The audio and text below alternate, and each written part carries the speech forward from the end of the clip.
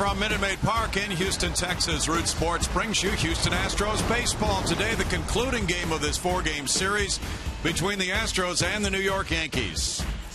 Good afternoon, everybody. Bill Brown and Alan Ashby. Julia Morales joins us in just a few minutes to see Game 4 of this series. The Yankees have won 2 of the first 3, and it has been exciting baseball, Ash. Really has been that. No doubt about it. Long baseball, but games that have had a chance to swing both ways, and they've done that. And each team showing that they're among the better clubs in the American League. A quick review of the first 3 games now, in case you're joining us and haven't had time to watch.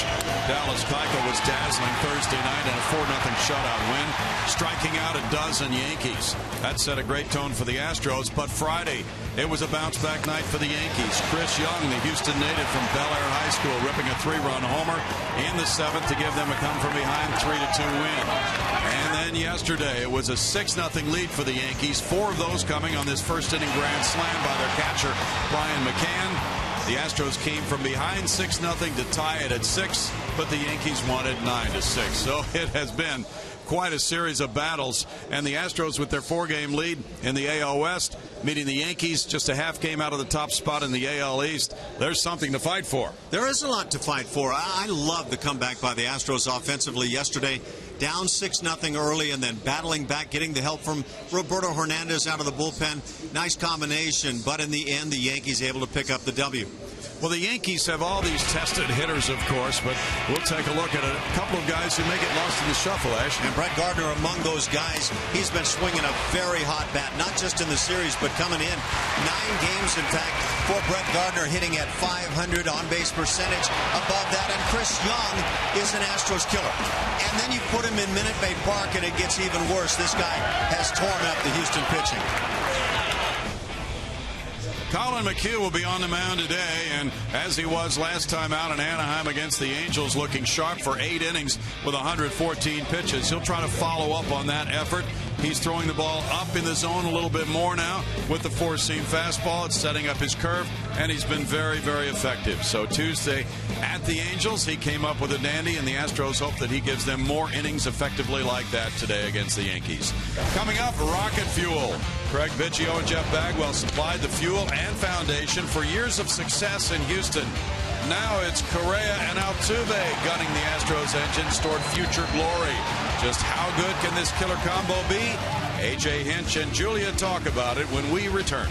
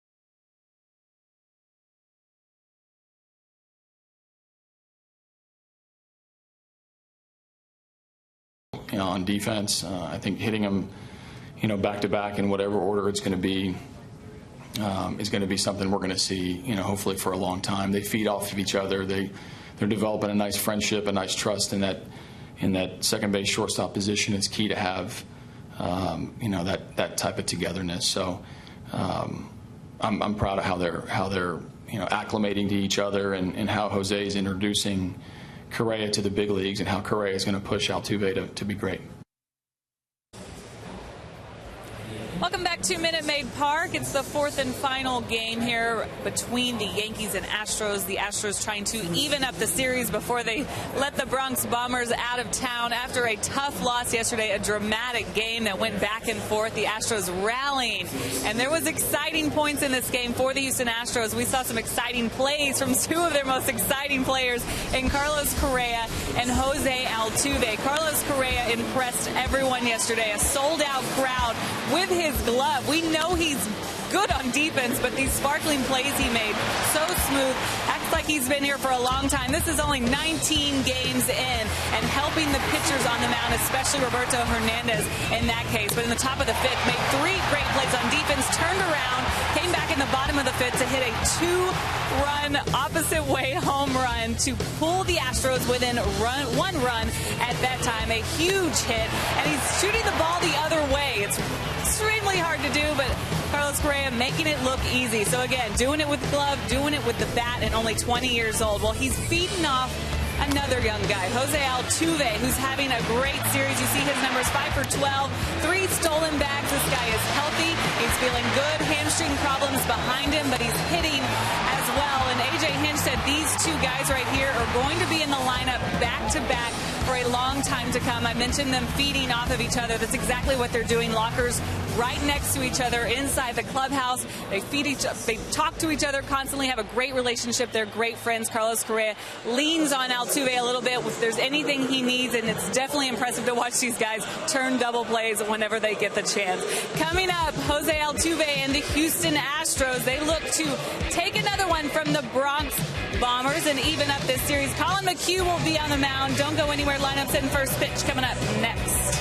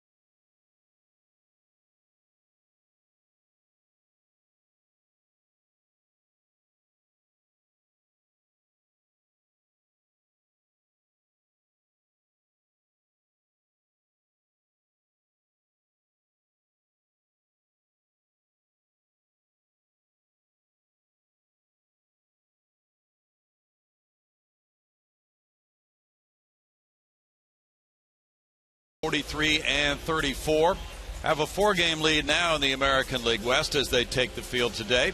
They are 1-2 in this 4-game series, and the best team in the American League is coming in starting tomorrow night, Kansas City. The Astros now have that 4-game lead over 2 clubs The Angels and the Rangers both picking up a game on Houston with wins yesterday. The Mariners trail by 8, and the Oakland Athletics are 9 games in arrears. Meanwhile, the Yankees, with their win here yesterday, moved to within 1/2 game of Tampa Bay, and that's only 1 game difference in the win column. Tampa Bay 42-34, the Yankees 41-34.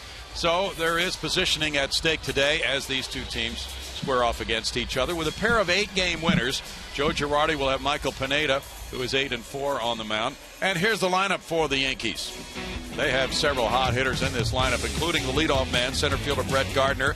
He's on a 5-game hitting streak. Chase Headley bats second today. He's playing third base with Alex Rodriguez, the DH, hitting third. The cleanup man is Mark Teixeira. He is tied for the RBI lead in the American League with 53. Brian McCann is the catcher with Garrett Jones in left field, Chris Young in right field, Didi Gregorius the shortstop, and Stephen Drew at second base. And Colin McHugh goes to the mound for the Astros, trying to latch on to what he did in his last start. That against the Angels, pitched very well, utilized all the pitches, in particular the inside corner. 15 starts on the year, he's 8-3, so he's been very successful in that regard. .480, that lowering ERA. And the .283 opponent's batting average with 13 home runs would say he would love to find a little more success there individually with hitters. Brett Gardner had quite a game yesterday with 2 doubles and a single, a walk, and 3 runs scored. Gardner leads it off at 300. He has 9 homers, 38 runs batted in. His running mate at the top of the lineup, Jacoby Ellsbury, is here. He had a workout before the game, seemed to be running well. He's been out for more than 5 weeks with a sprained knee. Valbuena on the grass at third, and the first pitch is ball 1 to Gardner. Gardner is 5 for 10 in this weekend series. Brett has a .371 on base average. McHugh misses, and Ben Mays, the home plate umpire, calling it ball 2. This is the first career appearance for Colin McHugh against the New York Yankees. He's 4-2 at home this season with an ERA of 6.82. Inside with that one, it's 3-0 for Gardner. The Yankees lead the majors in runs in the first inning. They've scored 71 runs in the first. Gardner takes, and it's ball 4. A leadoff walk to Gardner, his 29th of the year. This is a not so unfamiliar theme for Colin McHugh at times. That fastball will run to his arm side, and when he starts missing consistently with that, he tries to come with the cutter or the slider. He did on the third pitch, missed in, and back with that running fastball and just having a hard time finding the strike zone. Gardner with 15 steals in 18 tries is aboard. The infield shift is on for Chase Headley. Headley looks at it, and it's strike 1 to the former Padre third baseman who came to the Yankees in a trade last year. At .254, he's gone deep 8 times with 38 runs batted in for Headley. Headley hit a home run yesterday. That one came as a right-handed batter off Tony Sipp. He swings through that one, and quickly the count is 0-2. Yankees are second in runs scored in the American League with 362. They've had a nice month of June, going 15-9.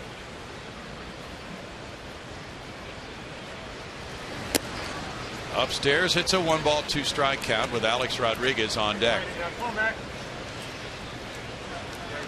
In the all-time series, the Yankees have won 17, the Astros 7. Gardner has been effective with the running game.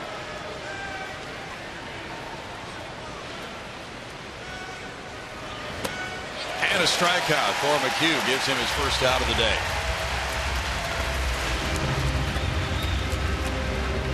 First curveball of the afternoon from Colin McHugh, and he utilizes it well for the strikeout, right over the top.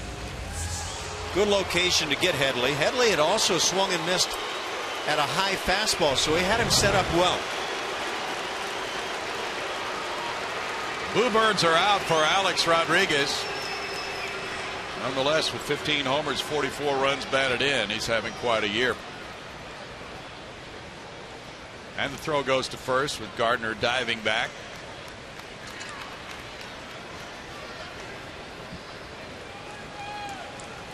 Rodriguez was 0 for 3 with a couple of walks yesterday. That snapped his 9-game hitting streak. Infield playing him to pull. That's been the case throughout the weekend series. I mentioned that next up for the Astros is the team with the best record in the American League, the Kansas City Royals, for 3 games here, starting at 7:10 tomorrow night. The Yankees will be in Anaheim to play the Angels for their next series.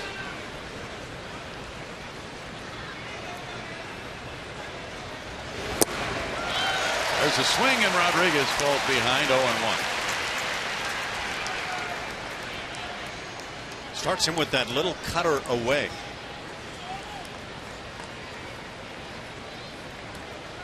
A-Rod, one of 15 members of the 3,000 hit club to hit exclusively right-handed. Breaking pitch, a strike, and it's 0-2.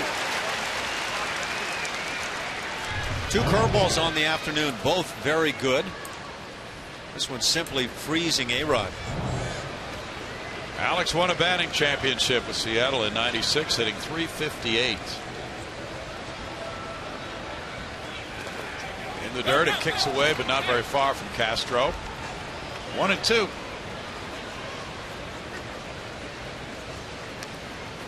Three-time MVP Rodriguez returning to very good form for the Yankees after sitting out all of last year.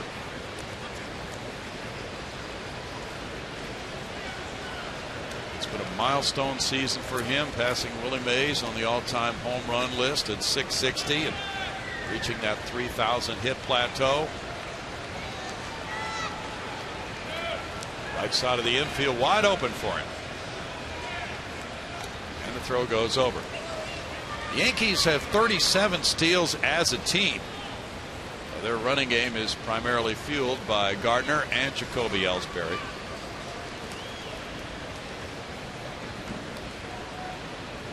They're 20-20 on the road. In tight for a ball. That makes it 2-2 for Colin McHugh. Yeah, missing Ellsbury for a good stretch of time now. He's only played 37 games. Hurts their running game a good deal, but they've run successfully this year.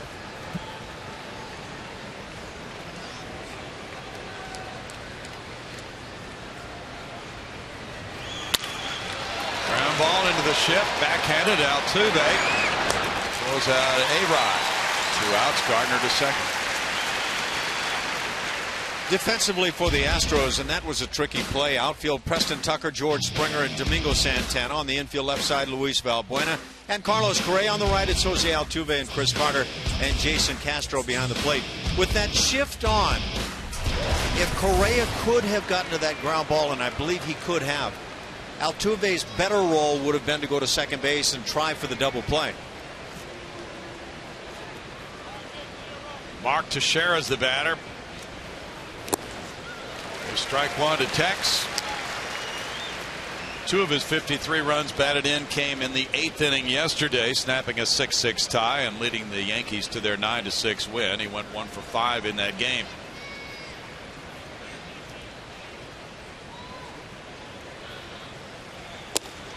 The Astros continue to shift more than any other team, and it does put those infielders in some different positions to make decisions that they were not brought up having to make, Ash. And that last play is a great example of the challenges that can come with the shift on. 1-2.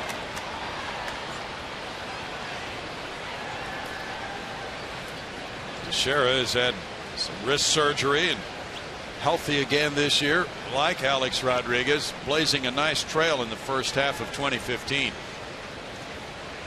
After driving in 62 runs last year, he's only 9 away from that figure right now.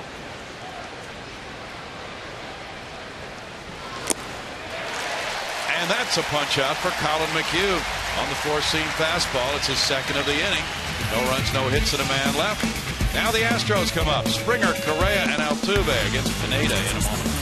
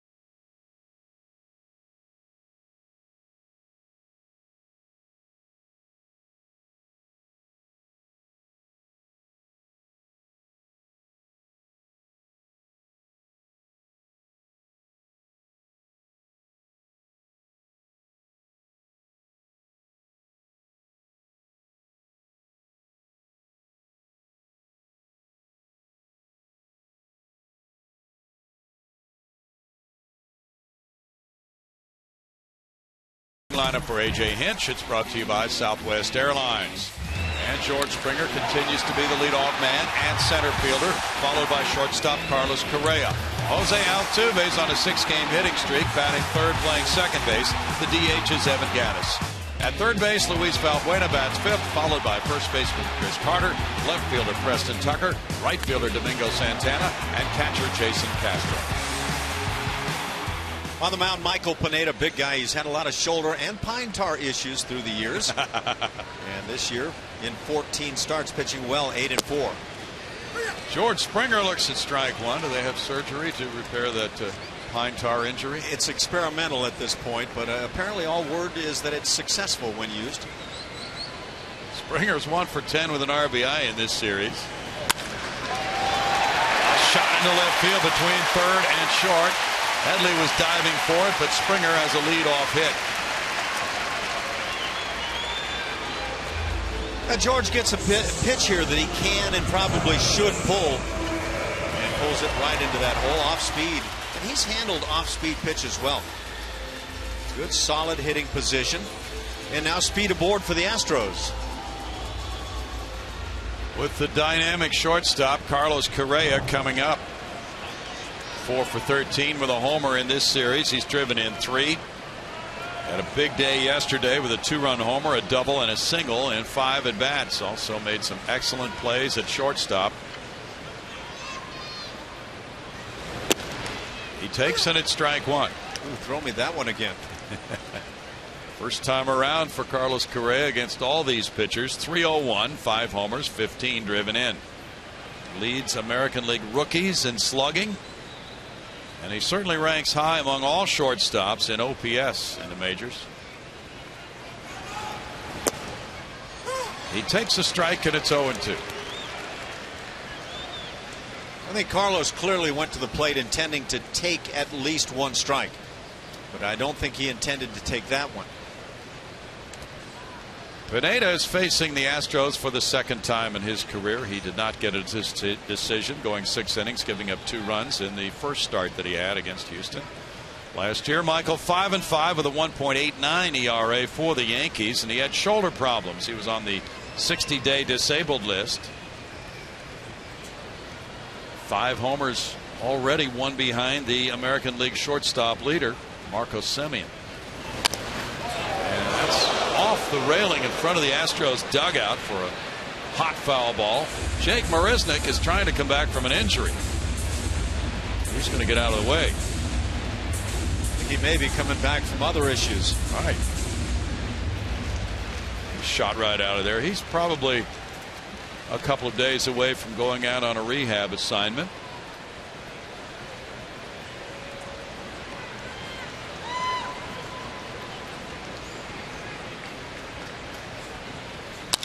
Bouncer slowly hit. Shortstop Gregorius steps on the bag, throws to first. That's a double play, and he winds up writhing. Well, he's all right. Just moving around on the dirt. Looked like he might be in some pain, but he avoided contact from Springer. As they get all players on their feet, we'll go over the defense for the Yankees. Garrett Jones in left, Brett Gardner in center, and Chris Young in right. Around the infield left side, Chase Headley, Didi Gregorius on the right side, Stephen Drew and Mark Teixeira. Brian McCann, Mr. Grand Slam behind the plate.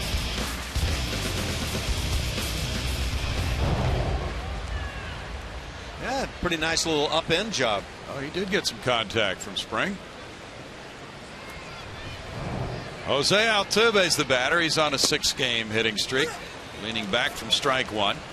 With a .290 average, he has 6 homers, 30 runs batted in. He hit a homer yesterday to tie the game at 6. That was in the 5th inning, but the Astros did not score after that. So the Yankees won the battle of the bullpens. They blew a 6-0 lead, and yet they regrouped. Altuve had not homered until yesterday for 129 at bats. Not that he is a big home run hitter. 2 balls and a strike, but it might have been significant, the fact that he is making more solid contact now that his hamstring problems and a little slowdown at the plate are behind him. Had that long ball swing working early in the season, you wondered, did that impact his swing ultimately? Fair question. 3-1 now for Pineda. Pineda's walked only 12 in 85 innings. He's already made more starts than he did all of last year. 26 years old. He's from the Dominican. In the air to center. Brett Gardner to end the Houston first. No runs, 1 hit, nobody left, no score.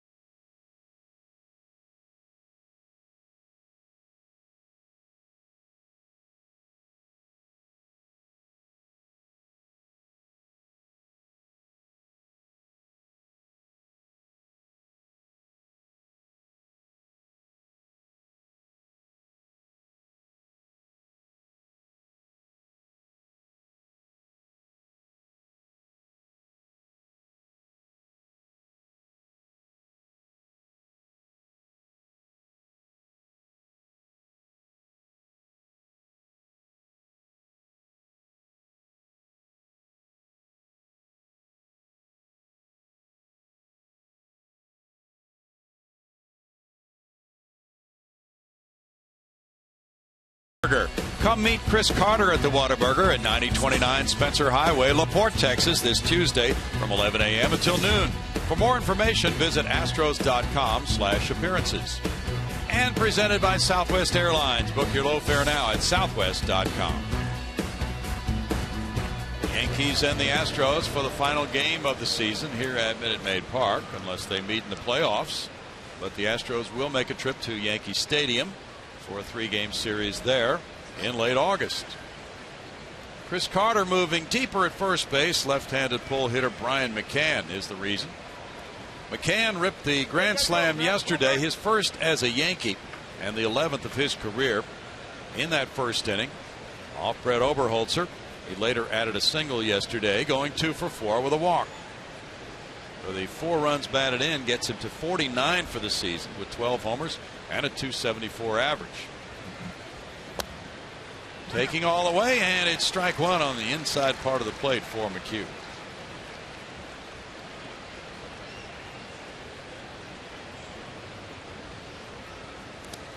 Curveball bounces 1-1. It was the first slam for McCann since June of 2013 when he was with Atlanta. He had hit one before, though, at Minute Maid Park with the Braves in 2010 off Jeff Fulcino.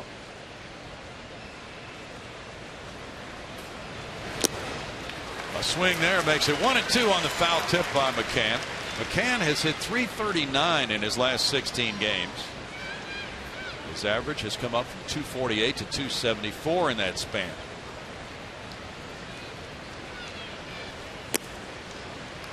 Two and two. The Yankees offense can come from a lot of different places in their lineup.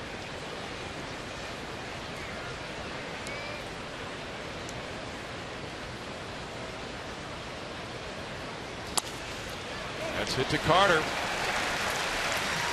1 out.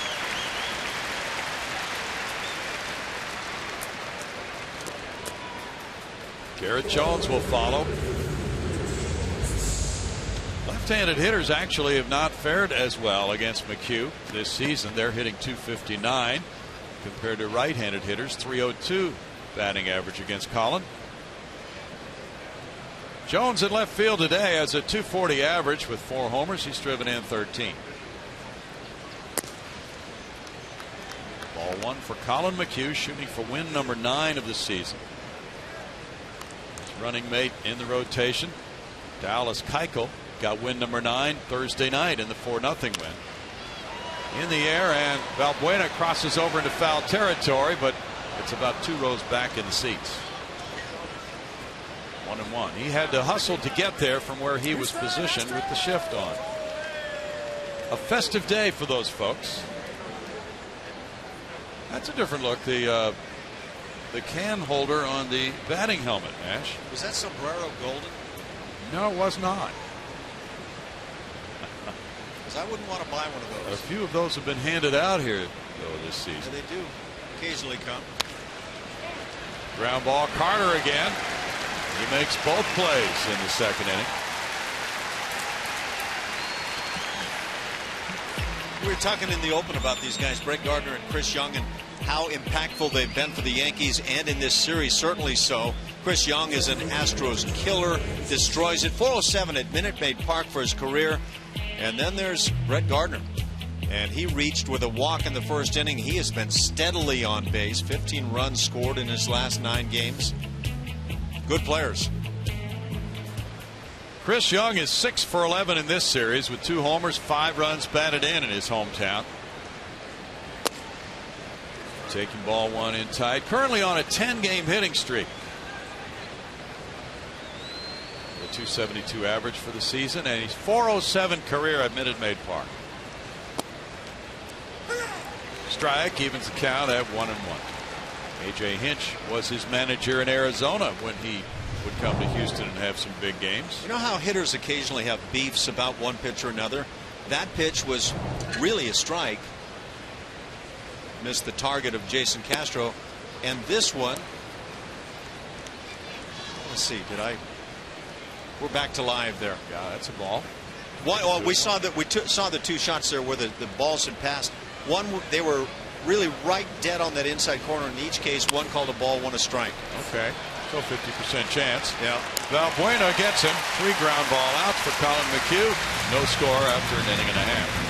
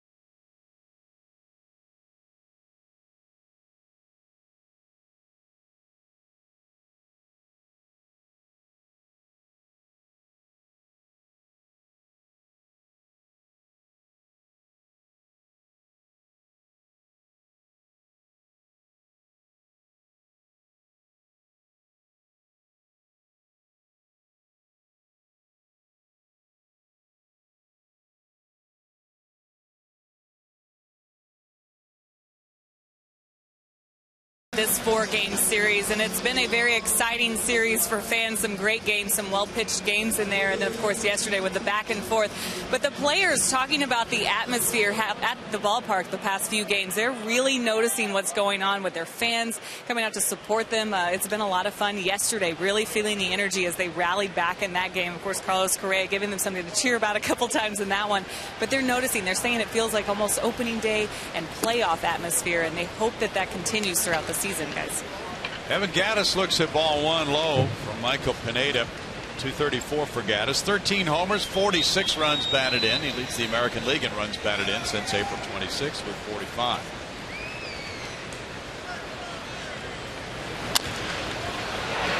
That's caught by Teixeira, and then he goes to first base. He reached out near the line and then put on the brakes and got back. I'm going to have to call pushing off on this play. Yeah. I think Joe West wanted to, but he didn't know how to call it. Watch what Teixeira does. I'm going to use you, buddy. Let's see. Oh, yeah. Well, Joe West is out on this one. Clearly, he's been tagged by Mark Teixeira. Yeah. There's one. Try to avoid the tag. It'll be the first two-hitter inning ever if an out is recorded here. So Luis Valbuena takes ball one. Joe did not call himself out. Valbuena with 19 homers is tied for second in the American League. He's driven in 35 with a 197 batting average. Luis 1 for 10 in this series. It's 2 balls, no strikes with the shift on. That's customary when Valbuena bats. Very much a pull hitter. On the infield anyway, the outfielders are fairly straight away for him. It's down for ball 3. 3-0 for Michael.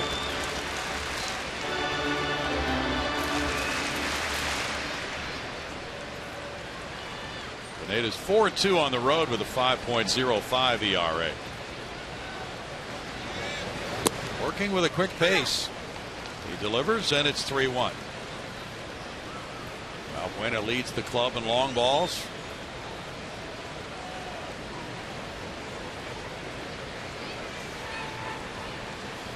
Just looking at that photo of Colin McHugh on the game day program. 3-2. Thinking about what Julia was saying about the players picking up on the energy in the stadium. Valbuena thought this was away. I think 2 or 3 seams might have caught the outside edge. Maybe. That's all you need, just one seam. Valbuena gets underneath it, and the third baseman Headley comes over near the line. That's out number 2. But to amplify on what Julia was saying, some of the players who have been around for a few years, like Jason Castro, for example, can certainly talk about the marked contrast when the players came to the ballpark in 2013 to coming in now. It's so much easier for the players to get up for a game knowing that these crowds are going to help them with their energy. Julia's comment made me immediately think, how many players on the current Astros roster have playoff experience? Because they apparently made that comment of it feels like a playoff game. Oh, so you're saying they haven't been in playoff games? Yeah, I'm not sure. What is the response to my query? 200 average for Chris Carter, 13 homers, 37 runs batted in. Yesterday he had an RBI double and a homer, and in that game he was batting 8th. Masahiro Tanaka was the Yankee starter. No balls, 2 strikes. Well, maybe they've just heard about playoff games from other players. 1-2. You want to live it yourself, and I know these guys do. So what are their playoff chances? I've gone on record. I think they're the most talented team in the American League West right now. Struck him out. Strikeout number 1 for Pineda. No score after 2.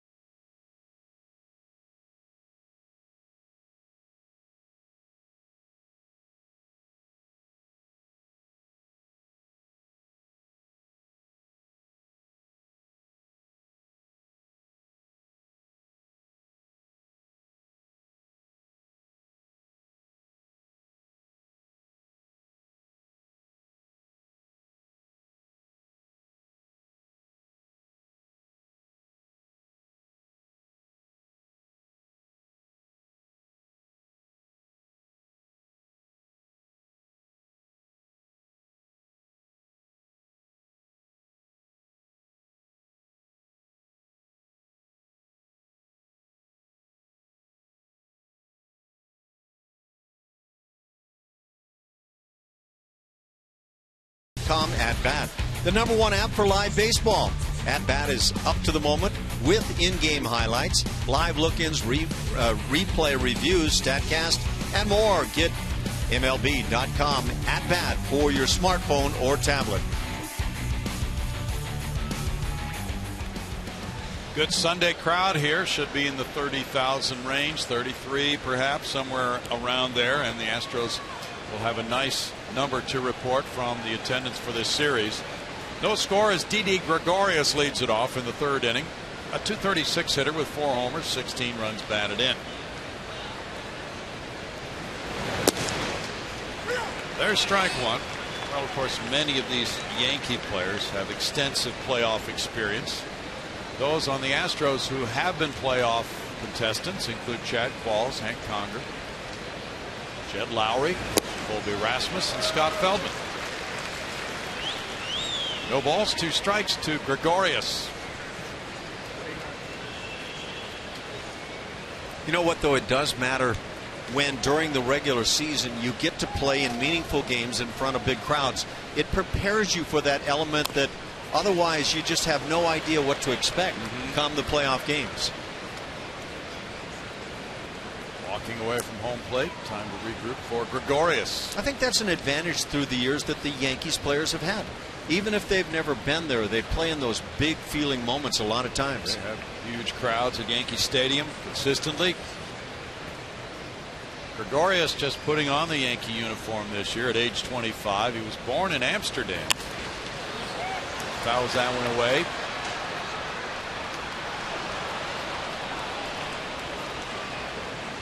Cincinnati signed him in 08, traded him to Arizona in a 3-way deal with Cleveland. Then the Yankees picked him up in another 3-team trade. He strikes out, and Castro to Carter to complete the strikeout from 2 to 3. Number 3 of the day for McHugh. Collins got a nice over-the-top curveball working today. And when he's had his big strikeout games, that pitch has been a solid component of the strikeouts. Well, we saw a major strikeout effort from Dallas Keuchel Thursday night. He punched out 12 Yankees with a 6-hit shutout, walking only 1. Stephen Drew is the batter. Ball 1 to Drew, a 184 hitter, but with 11 homers, 24 runs batted in. It's a hard 184.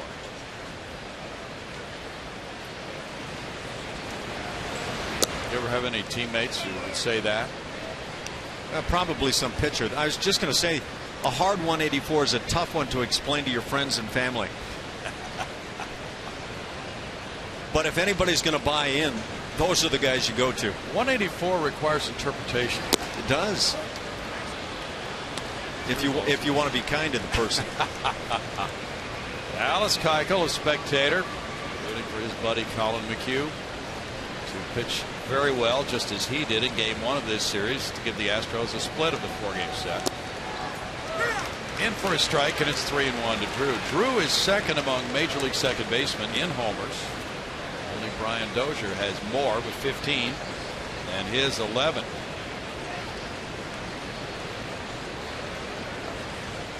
Need I say more than Yankee Stadium? Yeah. Drew draws a walk. That's the second for McHugh. Colin has 24 walks this season in 96 innings. That's not one he's really proud of. But Gardner comes up next, and that's where his concentration needs to be. Gardner drew a 4-pitch walk to begin the game. Gardner really plays hard, dynamic player. On the Yankees' last homestand, he hit .472. He's in a good place right now offensively. He's 6th on the all-time list for the Yankees for steals. 197 steals for Gardner. It's a first pitch curve, and it's strike 1. Well, the New York Mets are getting set to welcome for his major league debut today Steven Matz, a lefty, 24 years old, against the Reds at Citi Field.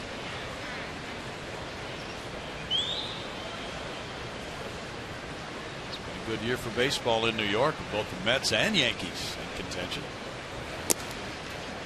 That's not often been the case in recent years. 1-1.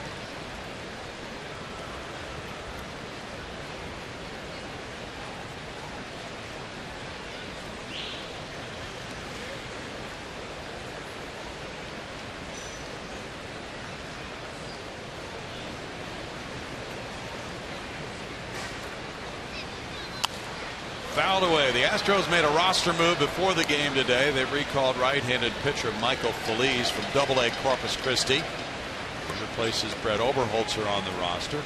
Oberholzer was optioned to Triple-A Fresno after the game yesterday. A game in which he was thrown out after giving up 2 homers and 6 runs in an inning and a third. And after the second homer by Chris Young, he threw a pitch inside, coming close to Alex Rodriguez, and was tossed out of the game. 1 ball, 2 strikes. After the game, A.J. Hinch talked with manager Joe Girardi on the phone and told him that was not endorsed by the Astros. That's not the style of baseball they play here. And he said he would speak to Alex Rodriguez as well. I'm going to guess it was not endorsed by Fred McGriff either then. Now here's the advance to second base by Drew on a pitch that gets away a few feet from Castro on ball 2. Good alert base running. Now, the Yankees have not chosen to run with Castro behind there, and for good reason. He's been exceptional at throwing out would-be base thieves. That's a pretty large secondary lead. Drew took it right into second base on the 3rd wild pitch of the year by McHugh.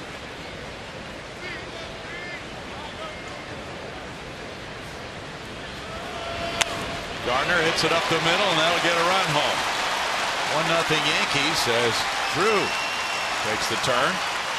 Gardner gets his 39th run batted in. What a difference that wild pitch makes here in the inning. Infielders typically would pinch a bit with the double play possibility, certainly with the speedy Gardner at the plate, and might have been in position.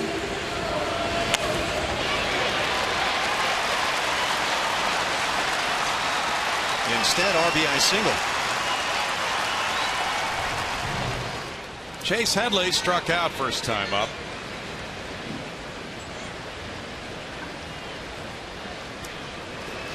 The toss goes over to first. Yankees made a roster move as well after yesterday's game, recalling right-handed pitcher Esmil Rogers, and Gregorio Petit headed back to the minor leagues.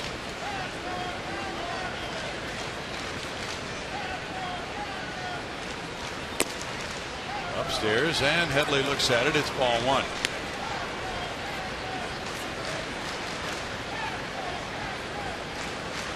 Quite a challenging portion of the Astros schedule. The series preceding this one, they were in Anaheim meeting the Angels, losing 2 out of 3 there. The Angels won a couple of 1-run affairs. To shallow right field, Altuve back toward the line, making the catch. 2 outs.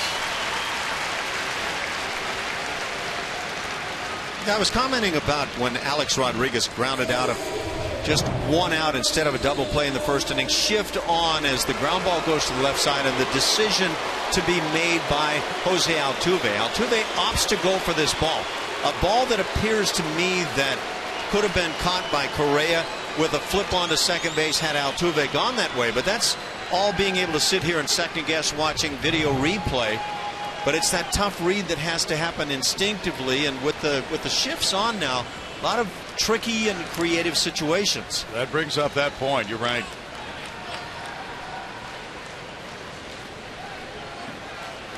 Yeah, second baseman and shortstop who have been instinctive down through the years playing out of the shift have different thought patterns now. And you can understand Altuve has that number 1 mindset is make sure you get at least 1 out. So he goes for the ball, not sure that Correa can get there. But I'll tell you what, Correa adds a dimension of range in the infield that maybe the Astros haven't had for a while.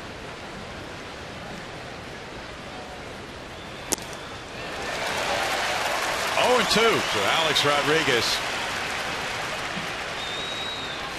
Reds and Mets are in the 10th inning in the completion of their suspended game from yesterday, which was in the 6th. It's still tied at 1. Matt Harvey started that one for New York.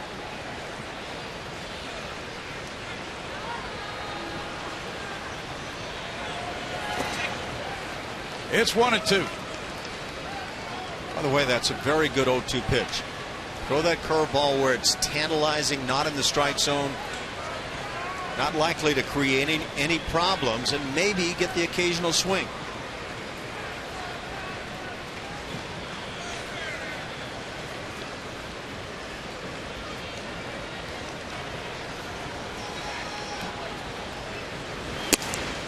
Now 2 balls, 2 strikes to A-Rod.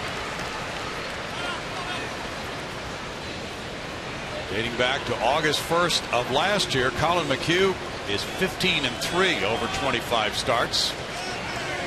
Tied for first in the majors in wins, along with Garrett Cole of the Pirates.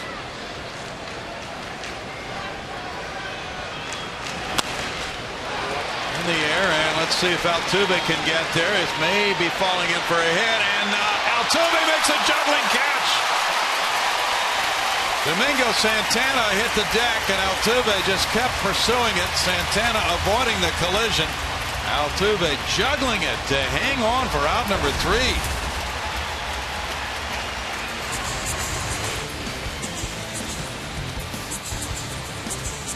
That's a fair ball, if not eventually caught, too. 1 run, 1 hit, 1 left.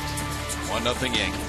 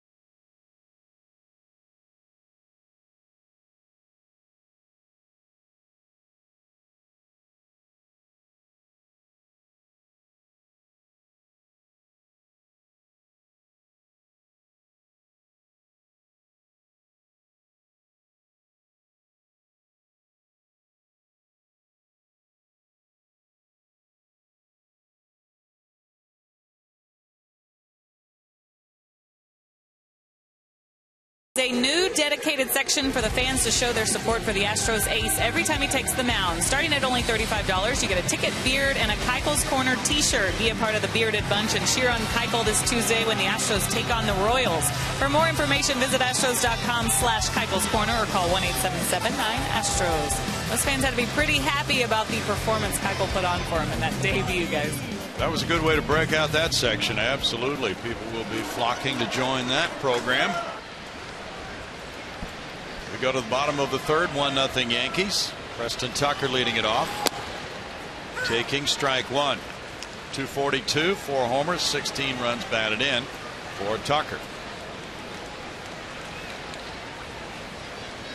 He's 1 for 8 with an RBI in this series.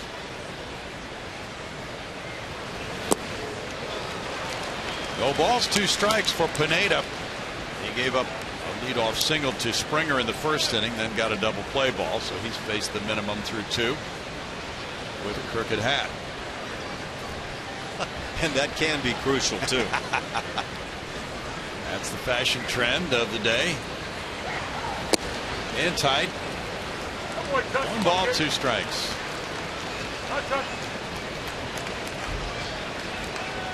The Yankees have only the 12th best ERA in the American League, 4.11.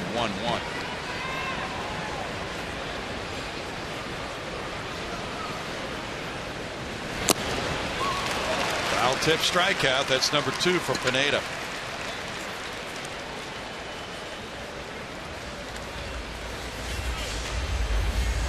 Yeah, if you're looking for the biggest culprit, by the way, from the starting rotation from the Yankees, CC Sabathia is the guy to look at.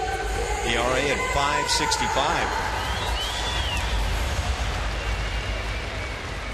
Masahiro Tanaka got touched up big time yesterday in 5 innings, allowing 6 earned runs. Domingo Santana with strike 1, carries a .231 batting average, 2 homers, 6 runs batted in for Santana. He's 1 for 4 in this series.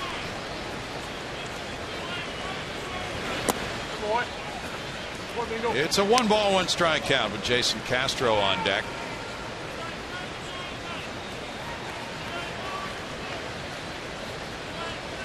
Sabathia pitches tomorrow night in Anaheim against C.J. Wilson. Swinging a breaking ball, and he wasn't close to that one. It's 1-2. Von Nova has just returned successfully to the Yankees rotation a few days ago. He now slots in behind Sabathia in their rotation, with Adam Warren set to pitch the July 1st third game of that series in Anaheim. That's interesting because the speculation was that Adam Warren might be dropping out of the rotation to go to the bullpen because of concerns about the innings. He's been a reliever prior to this year. He threw the ball well here Thursday night. John Singleton just joined the Astros and got his first start yesterday. Santana's down, and that's 3 punch-outs in a row for Pineda. 1-0. The Yankees lead it. They got their run on a Gardner single in the 3rd inning. Glad to have you with us today here on Root Sports from Minute Maid Park in Houston. Bill Brown, Alan Ashby, Julia Morales. Ash gets the next 3 days off. I think Julia has the next 3 days off. And we've got a whole new crew. Jeff Blum will be coming in, and Bart Ennis. So we'll try that combination, Ash. You kicked us out of the booth. I don't know what's going on, Bronny, but have a great time. You too. Jason Castro, ball 1. 217 for Jason, 7 homers, 16 runs batted in. Well, even though the crowds have been tremendous, there's been quite a buzz for this series. Astros, Yankees. Yankees' only trip to this ballpark, a historic, very successful team down through the ages. The Royals have the best record in the American League, and they'll be here for the next 3. 9 men have been faced through 3 innings by Pineda. He leads it 1-0.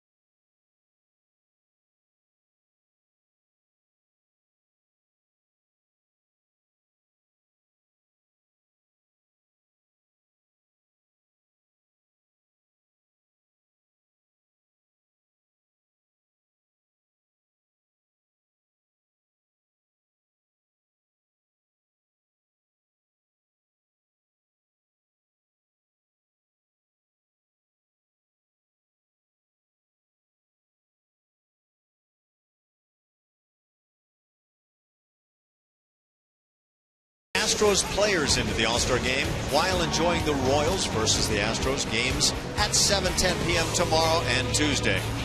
If 10,000 votes are submitted in Game 1, or in-game rather, all fans will receive a free Chick-fil-A sandwich. For more information, visit Astros.com/voting party or call 1-877-9-ASTROS. Come on out, bring your devices and vote often, 35 times apiece. For tomorrow night's game, that is Lance McCullers and Joe Blanton at 7:10. Mark Teixeira gets it going in the 4th inning, 1-0 Yankees. Teixeira struck out in the 1st. Broken bad liner, foul. Strike 1. Chandler Rome is tweeting that Brett Gardner raced Orbit in a little pregame race. We missed that one. Orbit apparently was riding an ostrich, and Gardner won. We miss a lot of important things around here. I actually saw that one, and it wasn't even close. I have to say the ostrich was not having a good day. We're told we didn't miss it, and we're going to show it after this at bat. Ah, cool. We just thought we missed it.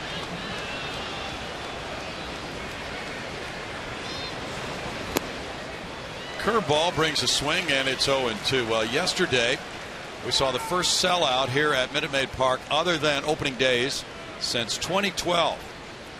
Last sellout prior to yesterday was Saturday, May 19th, 2012, with the Rangers here on Nolan Ryan bobblehead day. 1-2. The 3 games this weekend of this 4-game series, Friday, Saturday, Sunday, will total more than 100,000. That also has not been done in a while in this ballpark.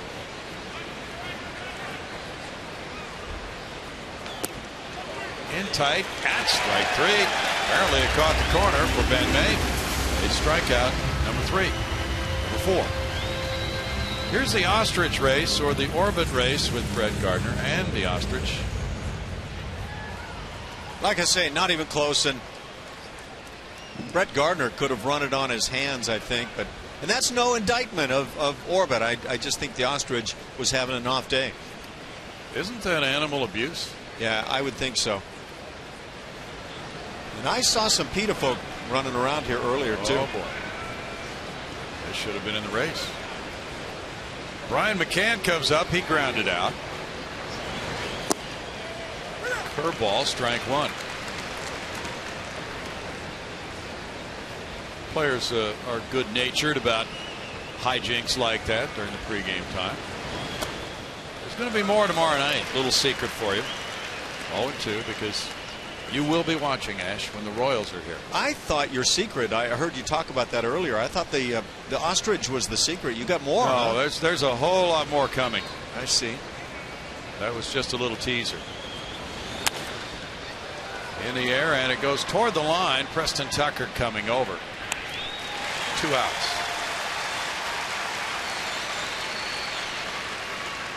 What a great weekend with these crowds. Really enjoying the baseball they've seen.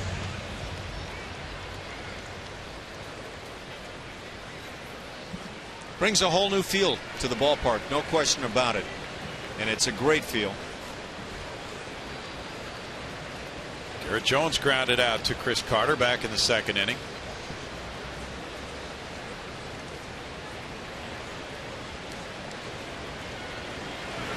Well, if these two teams are in similar positions in the standings when they meet at Yankee Stadium in late August, it is really going to be some kind of excitement here in Houston. Jones taking strike 1. Yeah, that'll be just over a month away from the final game of the season. Valbuena with the catch and foul ground makes an easy 4th for McHugh. 1-0 Yankees.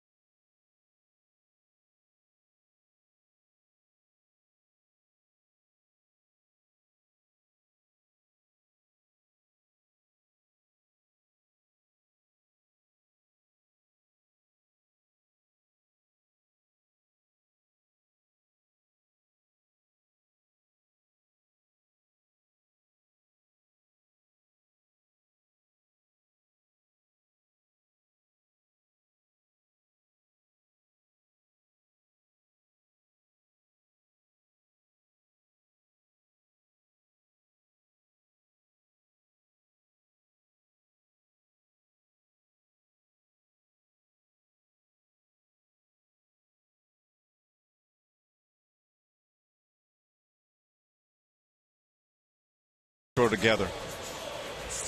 Not just something you do in 12 minutes, you know. No, I don't think so. No. That takes a lot of preparation to get ready for a game. 1-0, the Yankees lead it. Bottom of the 4th inning. Springer, Correa, Altuve due up against Michael Pineda. I saw Julia working on those same dance moves earlier today. She's almost a professional. Oh, she is professional. Springer singled through the left side of the infield for the Astros' only hit in the first 3 innings. And there's strike one to George. We were speaking earlier about the rotation for the Yankees. Pineda is their leading winner with 8. Nate Eovaldi second with 7 wins. No balls, 2 strikes. You mentioned Sabathia. He's 3-7 with a 5.65 ERA. So the Yankees certainly hoping to pick it up in the starting pitching department in the second half of the season. Upstairs, and it's 1-2. And there's speculation today in the Houston Chronicle. Adam Grelick talking about the Astros' chances to acquire a starting pitcher for their rotation. Springer's down, and it's punch out number 4 for Pineda. Jack in the Box takes us inside the box score as we look at Carlos Correa's first 19 games in the big leagues. Hits 25. That's tied for 4th. This is all Astros all-time numbers. Extra base hits 12 rather. He's first there, first in home runs with 5. And 3+ hits. He's first there. He's second in RBIs with 15. Wow. He's in good stead in most categories. And it just tells you how good he has been already. Correa takes ball 1. He bounced into a double play in the first inning. Hunter Pence had 1 more RBI than Correa's 15 for that period of time as he began his big league career. 19 games. Fouled away. 1 ball, 1 strike. Yesterday, quite a showcase as Correa in the 5th inning made 3 outstanding plays in the top half and then came to the plate in the bottom half and hit a 2-run opposite field homer. Brownie, you know how the coaches, managers, players talk about guys when they hit the big league scene, and they're very impressed, obviously, with Carlos Correa. Broadcasters come and do the same thing. They want to know about this player and that, and in particular right now about Carlos Correa. And just imagine what they're all walking away feeling at the end of series. 1-2. Pineda got that pitch inside effectively.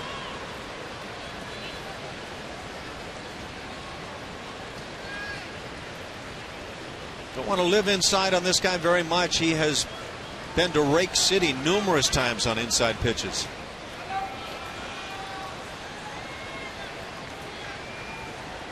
Nationals lead the Phillies 3-2. They're in the top of the 7th at Philadelphia. Steven Strasburg on the mound. Kevin Correa started for the Phils. Jeff Francoeur hit his 5th homer. 2 balls, 2 strikes. In fact, there was a TV show last night, and 2 of the analysts were asked to pick their 5 players they would select if they had to start a baseball team right now. And Correa's name came up for both of them. And it's a pretty easy list, at least for me to begin on. Out to left center field. Here's Jones with a long run. Oh, it drops in between Jones and Gardner, and Correa is still running. He's going to third, and Gary Pettis is going to send him. Here's the relay throw from Gregorius to the plate, and he scores to tie it. Correa was ready to take advantage of that mistake in the Yankee outfield, and he circled the bases on the misplay. And what is this going to be ruled? You got 2 outfielders coming together and both deciding the other's taking it. And then it's off to the races for Carlos. Well, Gardner has to get an error for letting that ball get away from him. On the fly ball, we'll wait and see what the official score rules as it dropped between them. But that gets this crowd into it, and it's a 1-1 game. Jones pursued it aggressively. Gardner not so much. And the center fielder really did not take charge. It's ruled a double, and then an error on Gardner, his second. Now Altuve's batting. There is strike one. Correa's even intimidating the outfielders now. Gardner seemed to fail to take charge on that. But he got the error not for that because it was ruled a double, but letting the ball get away. Now poked up the right field line, and Altuve makes it back-to-back Houston hits. Pineda faced the minimum through 3, and now it's a different kind of game. Altuve has a 7-game hitting streak. He's aboard for Gaddis. Take a look at Carlos Correa again. That fly ball perfectly splits the guys. Wow. I got it, and that's what the other guy's saying. Yeah.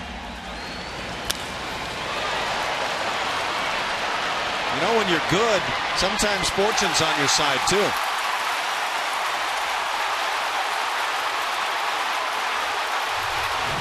He threw it into high gear. Now Altuve's going. McCann's throw right on the money, and he's out. Great throw by McCann for out number 2. Altuve, the leader in stolen bases in the American League, now 21 for 28 on the tag by Drew. I was thinking about what a perfect fit McCann is for the Yankees. Left-handed bat with power at Yankee Stadium, and then the other side of the game, and this is a big part of that other side of the game. He throws extremely well. 2 outs. There's the tag by Drew on a 2-4 caught stealing. It's Gaddis at 0-1. And now 0-2 to Evan.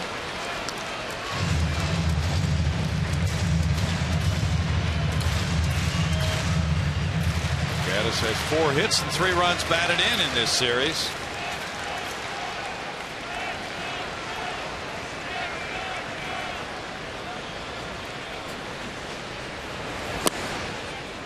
That's a ball. It's 1-2. The Yankees now have made 54 errors this year. They've allowed 28 unearned runs. Headley has made 16 errors at third base. Very high number.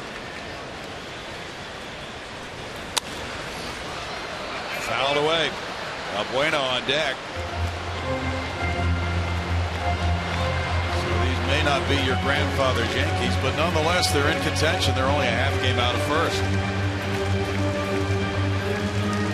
You know, also note right now that running game for the Astros, which continues to have the most stolen bases in the American League, now is starting to gather some caught stealings, and it's slowed that part of the game down. 2-2.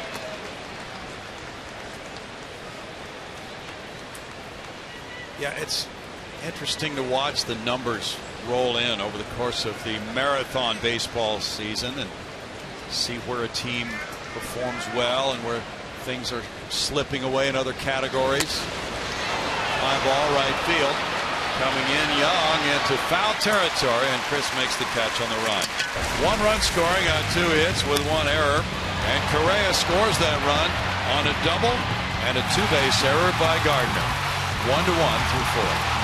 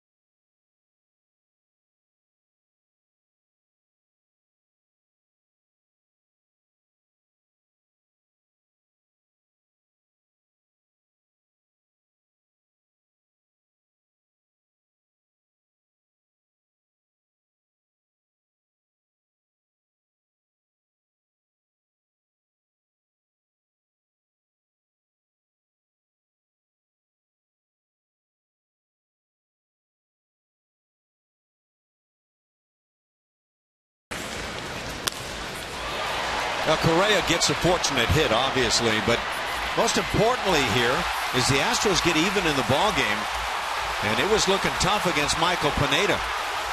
Carlos Correa didn't go hard down to first base. He was making the assumption, like we all were, that it was an easy out.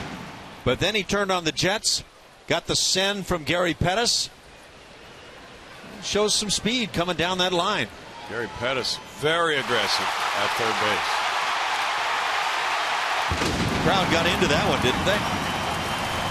That turned everything around and energized Minute Maid Park. Now it's a 1-1 game, a fresh start for Colin McHugh.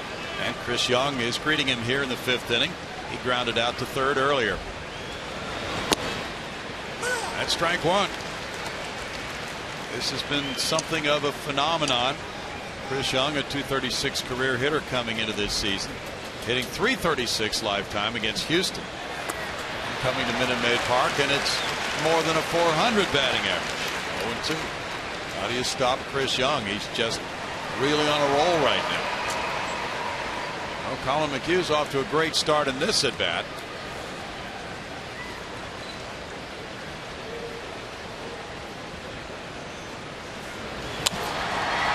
Foul away by Young. Bel Air High School has been a fertile ground for developing major league talent, and that's where he came from.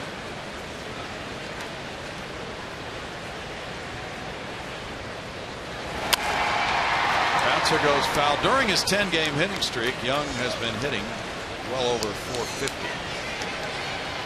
So his batting average has come up from .220 to .272 during this hitting streak. Every time we see him, I figured he's about a career .350 hitter. Yeah, that's what we're seeing. Curveball got him on strikes. Strikeout number 5. Houston Methodist helps us get to know who's it going to be today. Who do you think, Ronnie? Let's go with Gregorius. I'm going to go with Didi Gregorius. Yeah, we were both right. Full name. Okay, that's yours. Your call right there. Marikson Julius Gregorius, born in Holland. There, you said it. Raised in Curacao, and the language. I can't even say the name of the language. Papiamento. That's it. Papiamento. You speak it. I used to, but I've let that slip away. Gregorius on a breaking ball looks at strike one. That's just not even fair to put me through what I was just put through there. Knighted in Curacao for being part of the Netherlands World Cup of Baseball team. So when a guy is knighted, what title should we use to address him? Papiamento Senor. Sir Didi? Maybe, I don't know. Remember that song "To Sir with Love"? Sure. I shouldn't say yes to that. What was her name? That was wasn't her name Didi? No. You're. Her name was. She was a one name. Lulu. Lulu. That was it. Not Didi, but Lulu. Actually, your Didi guess helped me there. 1 ball and 2 strikes. What year was that? 1923, I think. Seems about like 1923. That was Sidney Poitier starred in that movie, correct? I think so. Lulu. What else did Lulu sing? Couldn't name a single song. There were others. That's the only one that stands out, right? A one-hit wonder, as they say, right? It was an inside-the-park home run, though. Oh. Ground ball. Altuve to his left. Over to Carter. 2 outs. That was pretty close. Gregorius can really clip down the first base line.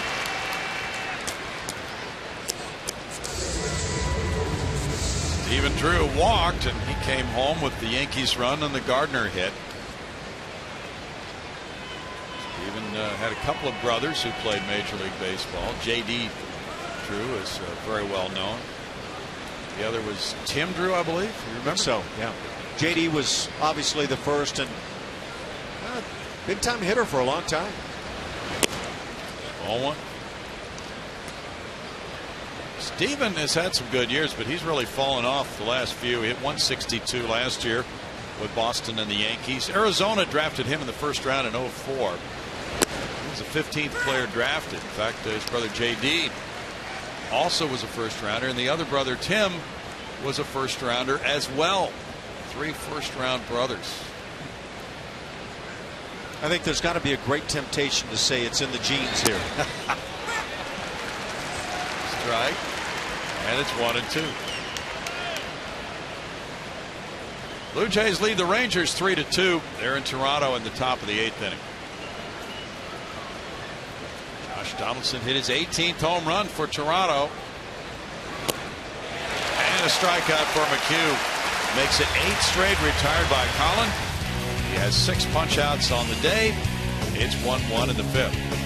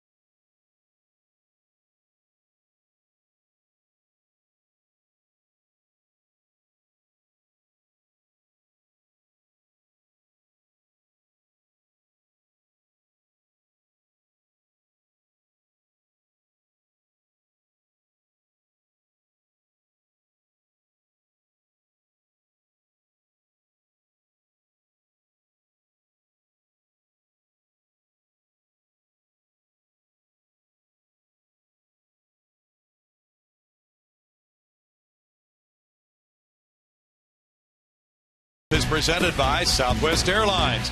Book your low fare now at southwest.com. By Budweiser. Make a plan to make it home. And by Jack in the Box. Try the new Double Jack today, only at Jack in the Box.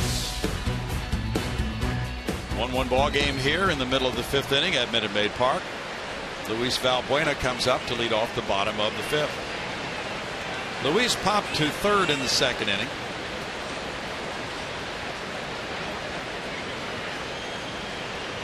Three hits for the Astros, 1 hit for the Yankees. Here's ball 1. Thanks to Scott Upham, who has connected with us on Twitter to give us the playoff experience of the current Astros roster. Grounded foul, 1-1. Scott says Evan Gattis has 4 playoff games. Mr. Hernandez in the bullpen has 3. Mr. Rasmus 3. Pat Neshek 2. Luke Gregerson 1. And Hank Conger 1. 14 games of playoff experience on the Astros current roster. In the air to left field, Jones is back. And right in front of the wall, he leaps up. He got back early, 1 out. You know, by the way, Evan Gattis is 5 for 14 in postseason play. Interesting. Chris Carter struck out in the 2nd inning. Scott Feldman will be pitching a simulated game here Tuesday or Wednesday, we understand. And if things continue to go well for Scott, who's rehabbing his right knee after surgery, he could be going out shortly after that on a rehab assignment to the minor leagues. Not sure how many rehab starts he would require to build up before he returns to the major league roster. Ball 1 to Carter.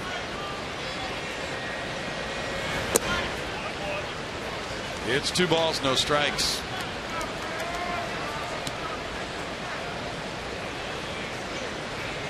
Atlanta leads 2-0 at Pittsburgh. They're in the middle of the 7th already.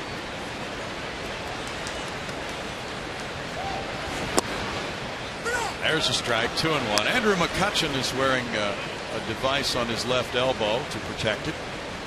Some kind of protective pad or brace. He was hit by a pitch in the left elbow in yesterday's game.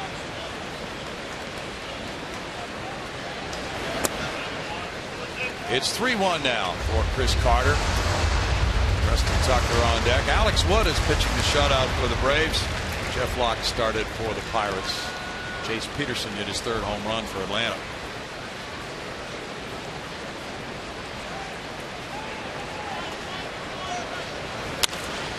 In the air to right field.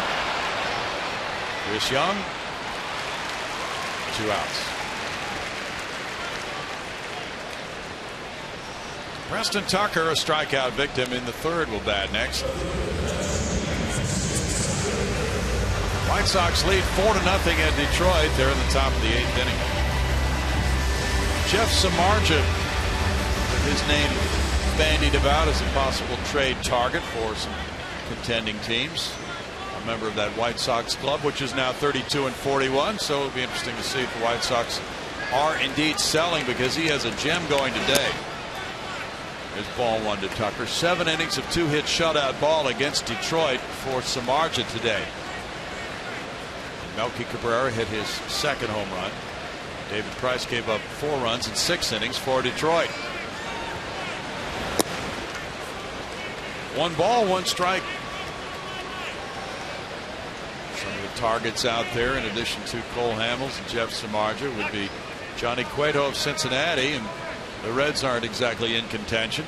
Pretty good chance he'll be traded somewhere. Up the middle, Gregorius on to first. It's a 1-2-3-5 for Pineda, and a 1-1 game through 5.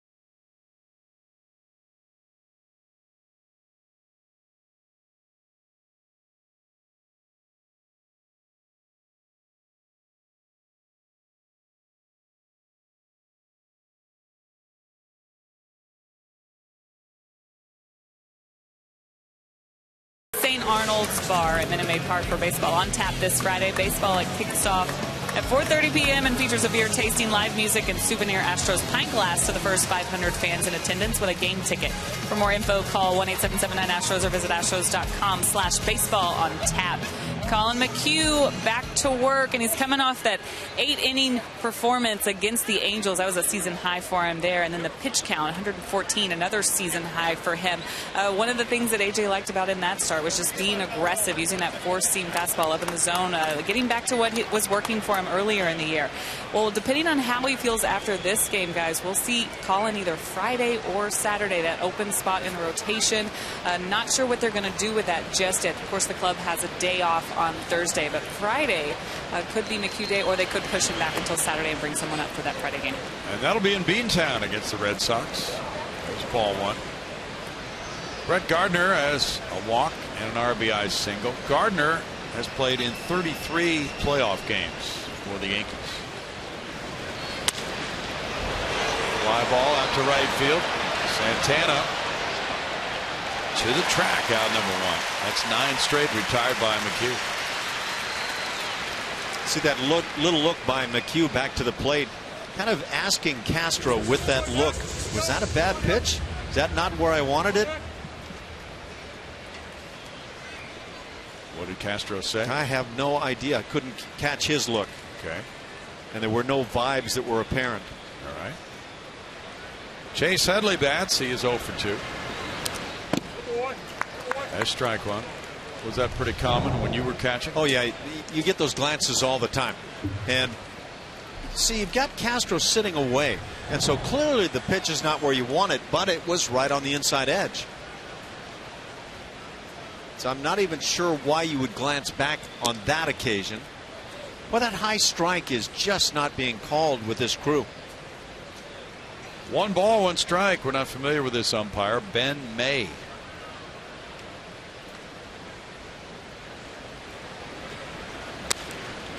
Ground ball foul, 1-2. Dodgers 2, Marlins nothing. Top of the 8th in Miami for Zach Greinke. His ERA is down to 1.59 after 7 shutout innings today. Was he in your baseball quiz with Julia today? You were giving her a baseball quiz. Who was that now? Zach Greinke. Zach Greinke, absolutely, yeah. Sorry, I jumped into another, and I can't even divulge what I jumped into, but Zach Greinke was best ERA among qualifiers in the major leagues this year. You jumped into the Sour Patch Kids. Well, I do that a lot, too. But yeah, we were kind of bouncing around. Julia was in that needed to be challenged mode. She responds to every challenge. She wants to make sure she can answer all baseball quizzes on the season. She learned all about Garrett Cole today. Garrett Cole to the Pirates. What did she learn about Garrett Cole? That he exists, number 1. She knew that. Come on. I knew that. She's a National League follower. She now knows that he was a number 1 pick out of UCLA and that he leads the. He's tied for first. He has 11 wins as of this morning. He was the leader, I believe. 11 wins? Yes. Well, he's tied for first in the majors and wins along with Colin. Oh. That's strikeout number 7 for Colin. Along with Colin, did you say? Along with Colin. Well, this is dating back to August of 2014. Yes. Okay, well, let's stretch our stat search any way we want. I'm challenging you now. Yes, you are. Certainly are. Alex Rodriguez the batter. You have to set your ground rules before you ask your question, though. That's the thing. No, Ash, you have to be ready for anything. Okay, I'm ready. Rodriguez is grounded out, and he's popped to Jose Altuve. This fly ball in center field, a hit in front of George Springer. Hit number 2 for the Yankees. It'll bring Teixeira to the plate.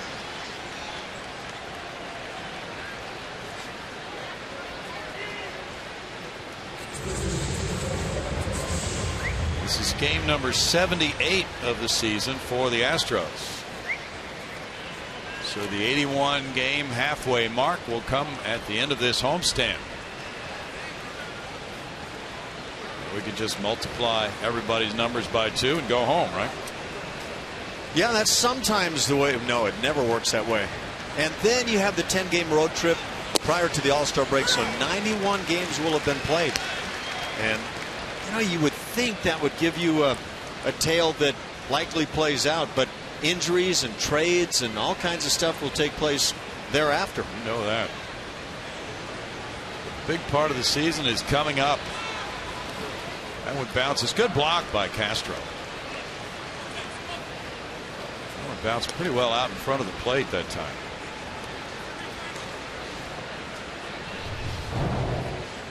Catching skills and overall talent of Jason Castro strong this year. His throwing game exceptional. And just utilizing that chest protector well on the pitches in the dirt. Well, a guy who caught many major league games and of course has been a major league manager, former Astros coach Tony Pena is the first base coach of the Yankees, helping Alex Rodriguez with his lead at first.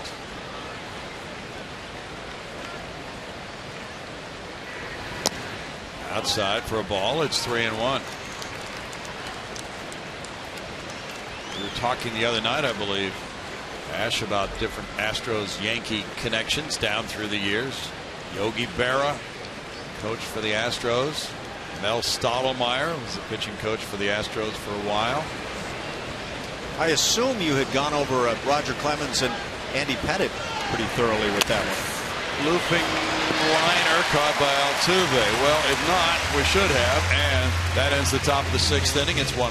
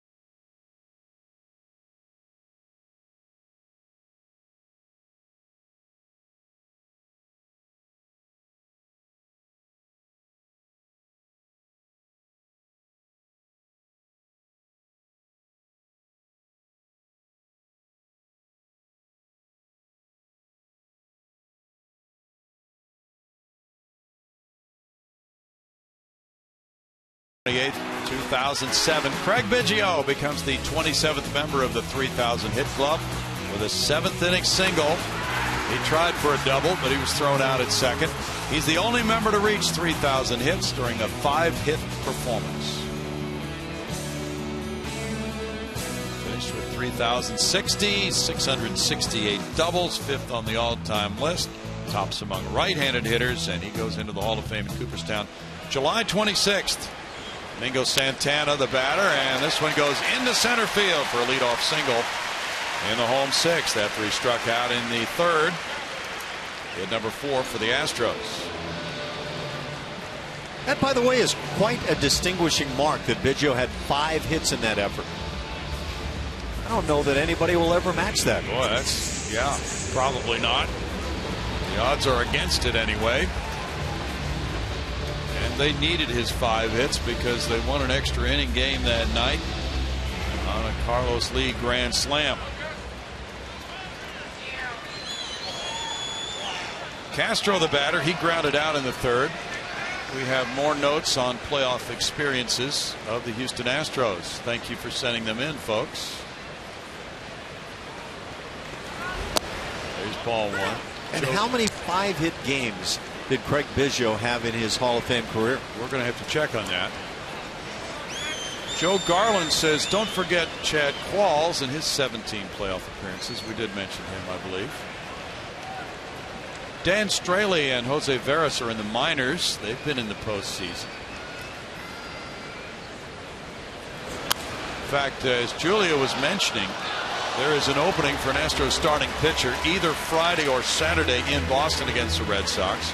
Dan Straley's name came up as one of the possibilities for that start. That would be the spot in the rotation occupied by Brad Oberholzer until he was sent down. We have another note on Lulu. She also sang The Man with the Golden Gun for the James Bond film of the same name. So she did have more than 1 hit. By the way, we got a quick response on that. 2 5-hit games in the career of Craig Biggio. So he comes up with 50% of those in that magical night. Interesting. 0-2 to Castro.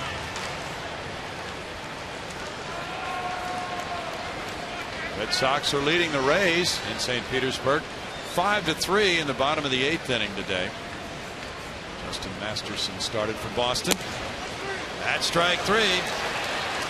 1 out for Pineda. That's his 5th punch out. Jason's had a lot of close pitches that he's disagreed with the calls on this year. This one gets a piece of the corner.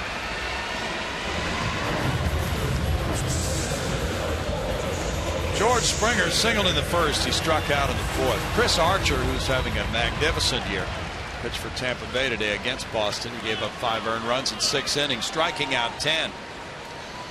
He's a candidate to start the All-Star game. Throw goes over to first on Santana, who is 1 for 1 in steals. Yeah, that was one of those names that Julia and I bantied about today because Archer leads the American League in ERA among the qualifiers.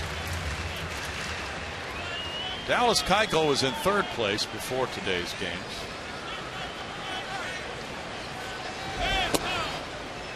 Strike 1 call to Springer. The updated ERA for Archer is 2.31.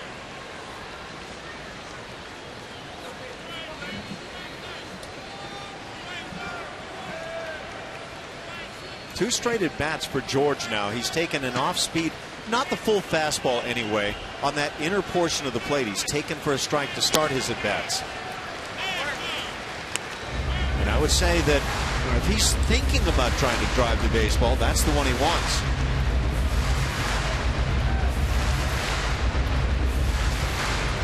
Pretty impressive when George puts the ball in play. 341 the batting average.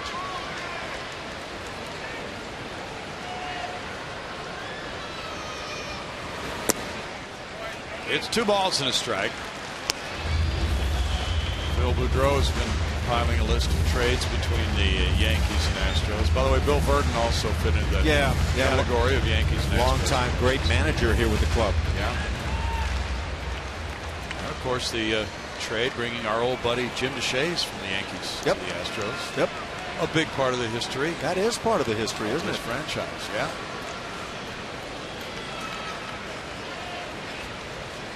Joe Niekro.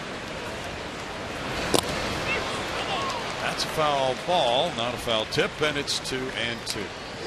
JD in August of 1985, along with 2 players to be named later, Nieder Horta and Dodi Rather, went to the Astros for Joe Niekro.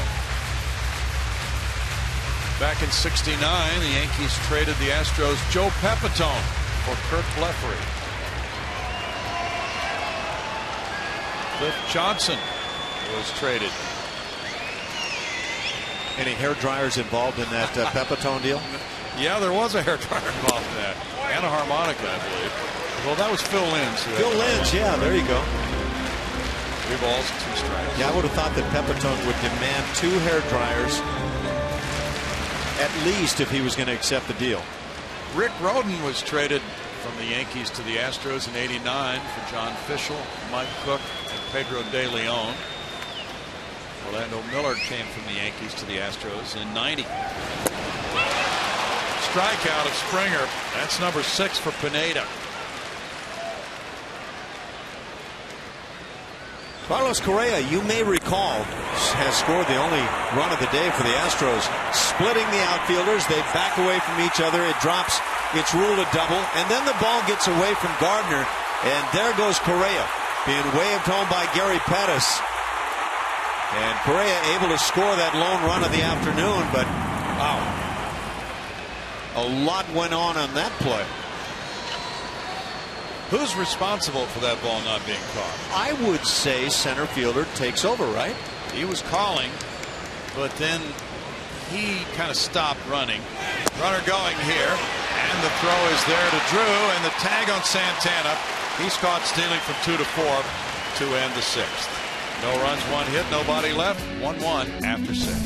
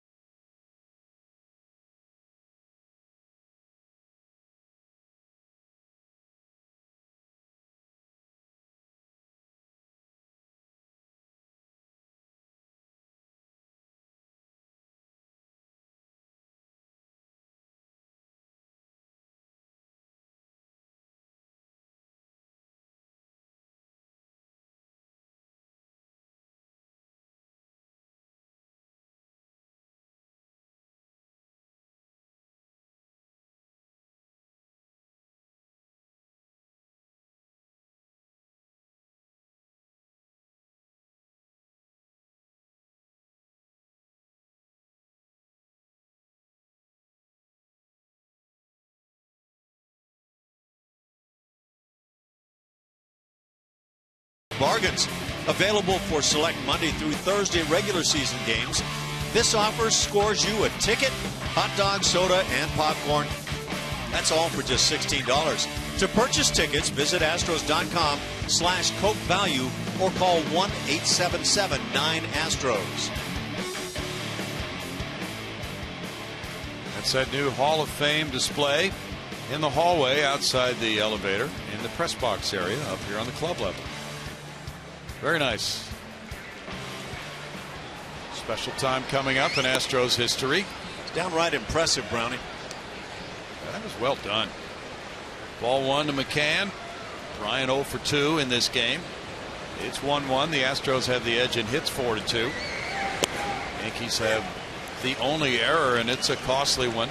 But the run scored, and it was ruled an earned run because Correa was ruled to have hit a double, and then he scored on a two-base error. Altuve followed with a single after that. This one's in the air, and Springer moves over. Out number 1 for Colin McHugh. Colin has avoided one of his big bugaboos this season in games when he hasn't pitched well, the big inning early. Gave up 1 in the 3rd, and that's been it for Colin McHugh. Garrett Jones is the batter. He's 0 for 2.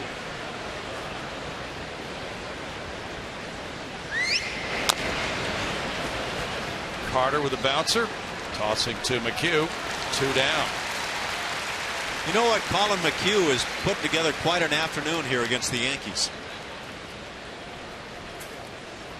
Yeah, this is a club that's really been on a roll lately. 9 runs on 10 hits yesterday for the Yanks. They won 3-2 with not a whole lot of hitting the day before, and they were shut out the day before that. But their previous homestand, they had really been ripping the ball. They came in with a .363 team average for the previous 7 games prior to Thursday night's opener of this homestand with 18 homers. McHugh has had 8 games in which he has had an inning allowing at least 3 runs. Chris Young, the batter. Bouncer slowly hit. Valbuena on to first. It's a quick 7th for Colin McHugh in a 1-1 game. God bless America coming your way here on Root Sports. And tradition here at Minute Maid Park, where we pause not only to honor our great nation, but to thank and salute and honor those that protect our freedoms around the world each and every day. Now, ladies and gentlemen, we invite you to join Miss Monica Pasley for the singing of God Bless America. God bless America,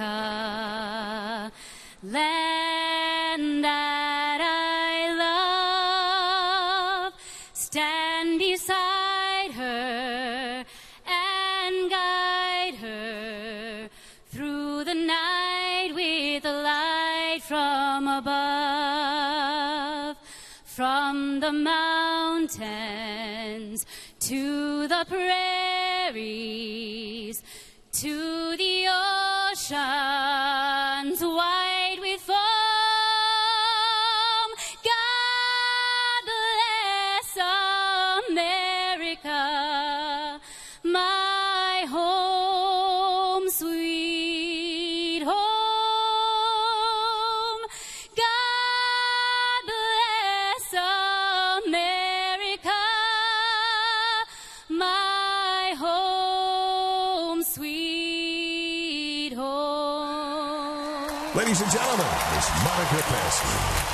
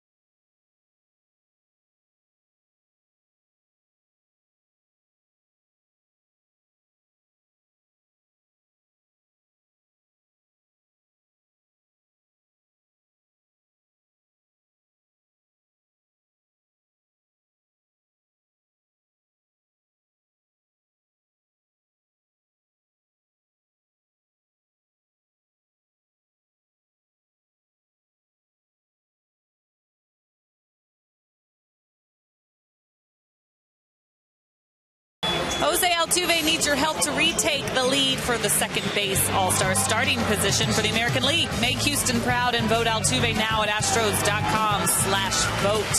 For all the lucky ones who got their yes way, Jose, they need to be sporting those as they vote, and he's up against Omar Infante. Infante with the lead right now. We're taking a look at their numbers. Jose Altuve obviously having a little bit better of a season. He deserves to be in. So fans, do your part. Start voting, guys.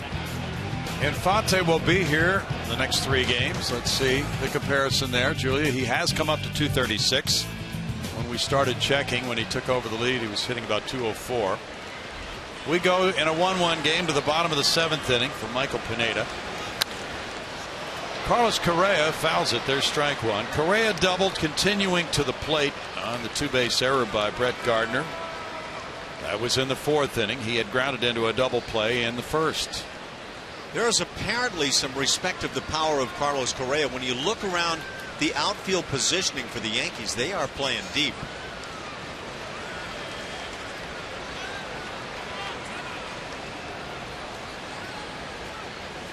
Talking about Astros-Yankees trades. Someone reminding us that Lance Berkman was involved in a trade to the Yankees from the Astros. There's a shot to left field. Garrett Jones over. And this one off the wall, stays right there at the edge of the wall. And into second with another double is Correa. That gets everybody pumped up. 2 doubles today, 9 doubles for Correa already. Leadoff double says you should score in that inning. This is, by the way, one of my issues with shifting at times. And, you know, shifting has its pluses and minuses, but when you move your left fielder so far toward left center field, it leaves that plain and simple single through the left side and turns it into a double.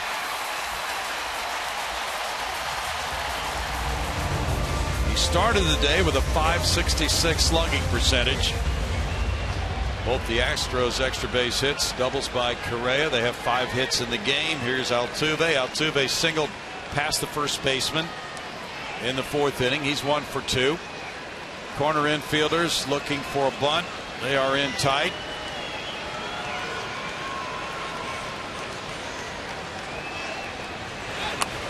There's the bunt.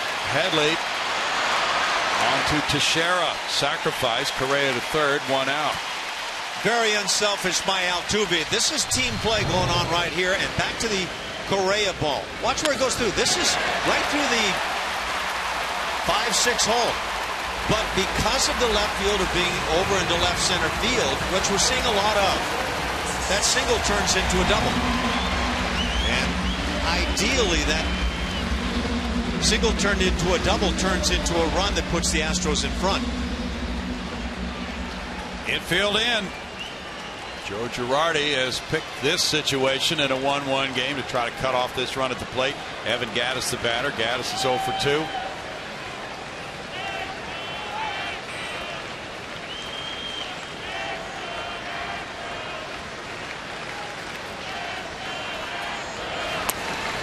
He squirts one just foul outside the first base line.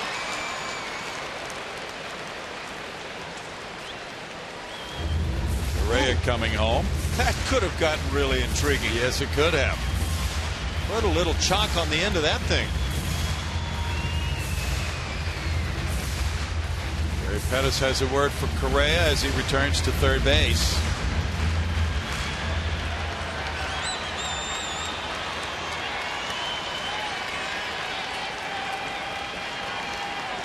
Gardner's in right center field.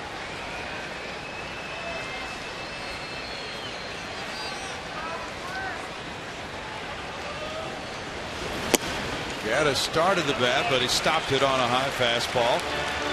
1-1.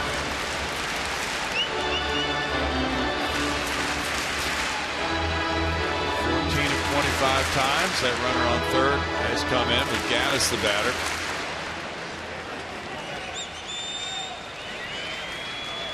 Evan drove in 52 for the Braves last year and 369 at bats. He has 46 right now. Fly ball and get him in, and then maybe extra. Gardner way back at the wall. Gattis bangs drives one off the wall. He is headed for third. Here's the throw. 2-1 Astros. Gattis has a triple.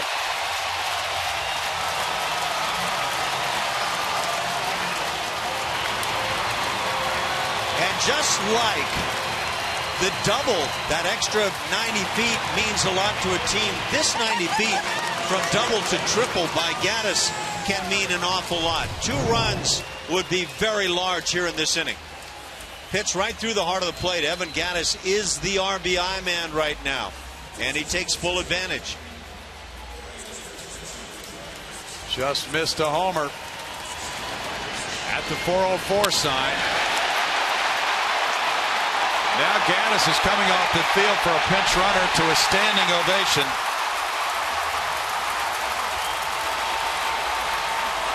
And Marwin Gonzalez is the pinch runner at third base for Evan Gattis. Infield in, Luis Valbuena the batter. Valbuena's 0 for 2.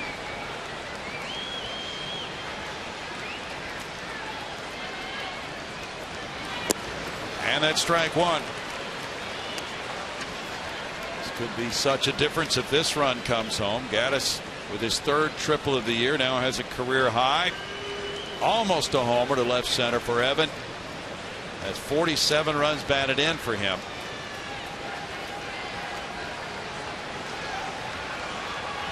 Chris Carter's on deck.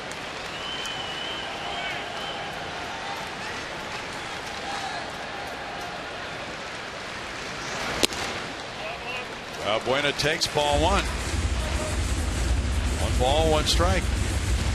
Jose Altuve had that little bunt, but makes so much difference in a game like this, and you can sense a little playoff activity with this offense in the inning. Astros lost 3 one-run games last week, 2 to the Angels in Anaheim and 1 in this series to the Yankees. 2 balls and a strike. It's a testy part of the schedule in terms of the Astros being tested with their lead in the AL West and going to Anaheim, losing 2 of 3, but then they have this opportunity now to split this 4-game set before the top team in the American League, Kansas City, comes in tomorrow night. And that 10-game road trip Ash talked about. 3 in Boston, 4 in Cleveland, 3 in Tampa Bay. Valbuena swings at it, and now it's 2-2. The Astros have 43 wins in their first 77 games. Last year they didn't get their 43rd win until their 106th game. About a month later than this in the season. Really like the impact that guy has had on the club.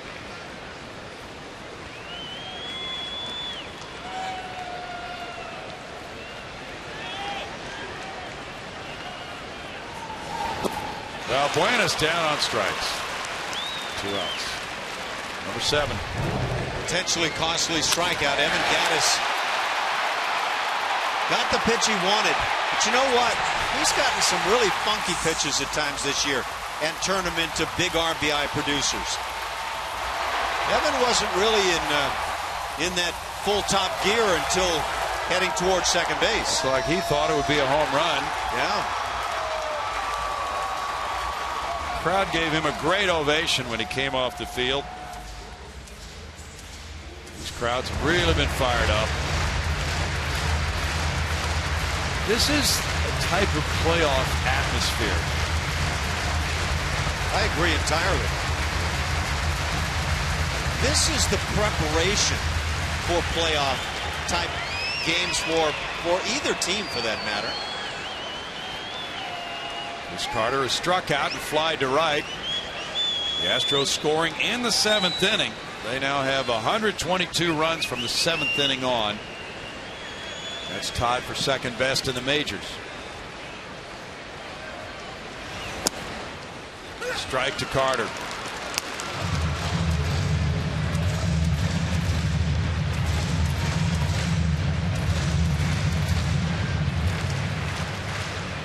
Top Two teams in the major leagues in homers squaring off in this series, but today, no home runs.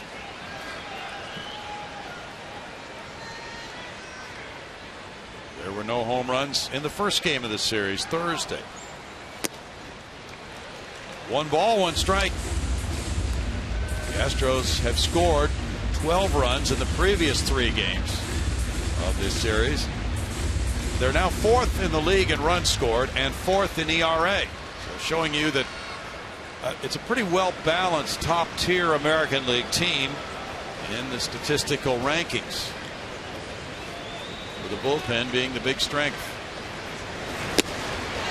Upstairs for a strike, and it's 1-2.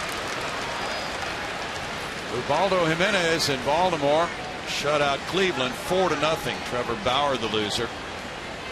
The game in Baltimore. Paredes hit his 9th home run.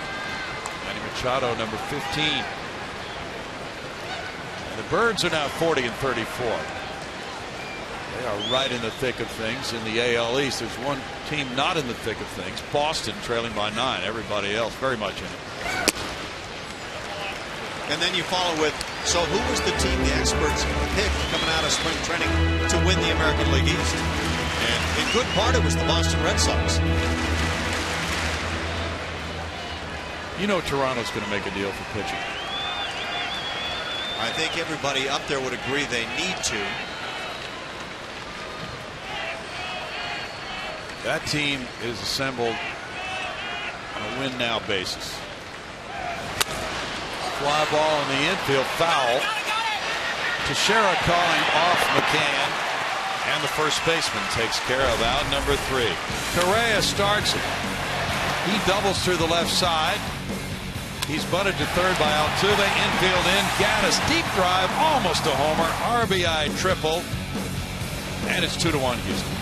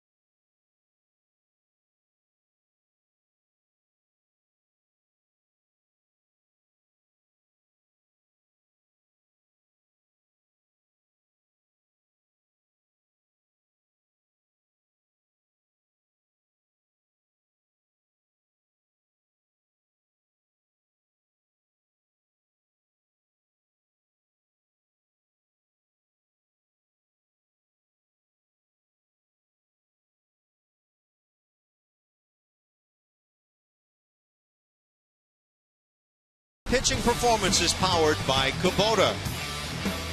Colin McHugh, very nice afternoon, and he is out there for another one.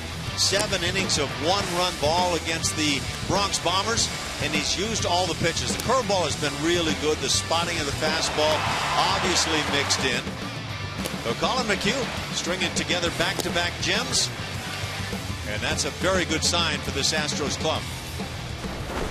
And now he's trying to go into bonus time. 7 really good innings so far. Top of the 8th inning, lefty Joe Thatcher is warming up. Here's Didi Gregorius. He's 0 for 2. Drew up next, and then Gardner, 3 left-handed batters.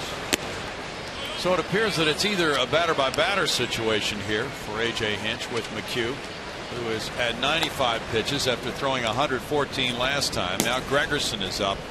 Or perhaps he'll just go to Thatcher once he reaches a certain pitch count. We'll see. 1 ball, 1 strike. They always have conversations on that bench.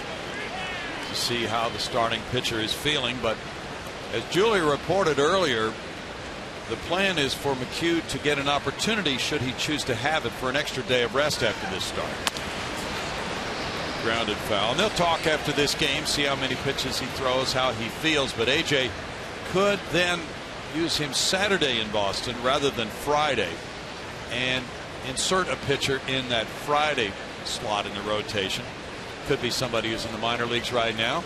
It might be Hernandez. With the fact that Colin has allowed just one base runner since the third inning, I'd say he's in a pretty good spot to possibly get through this 8. Well, that's 5 in a row as Valbuena makes the play on Gregorius. Now, if he makes it quick outs, it's quite a possibility. Stephen Drew walked and scored the Yankee run in the third on the Brett Gardner single. He struck out in the 5th inning. I think a lot could hinge on Stephen Drew right here, because you've got the left-handed bat of Brett Gardner coming next. You get this out, and I think Colin faces that bat.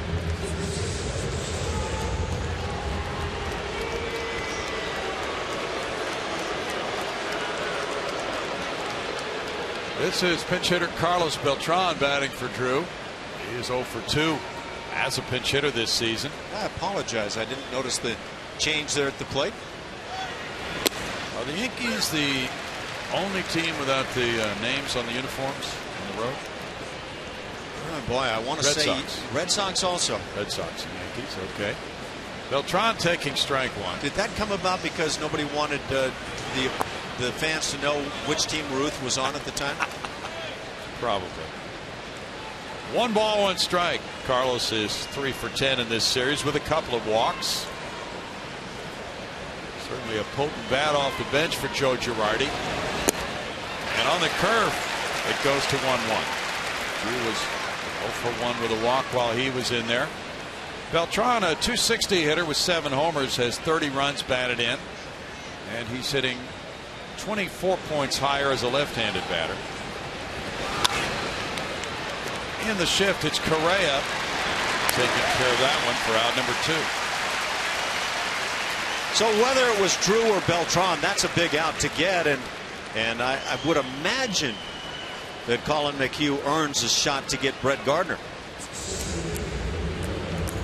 Gardner walked to begin the game, then he drove in the Yankee run with a single in the 6th inning, hit a fly ball to right. The Mariners and Angels are underway, scoreless bottom of the 3rd in Anaheim. Hector Santiago has 3 no-hit innings under his belt. Felix Hernandez has given up 1 hit in 2 2/3. Robinson Cano is hitting the head with a ball. As they were throwing the ball around the infield, it sailed over Albert Pujols' head into the Seattle dugout last night. And he had quite a lump on his head as he left the game. Let's take a look at this curveball. Callable.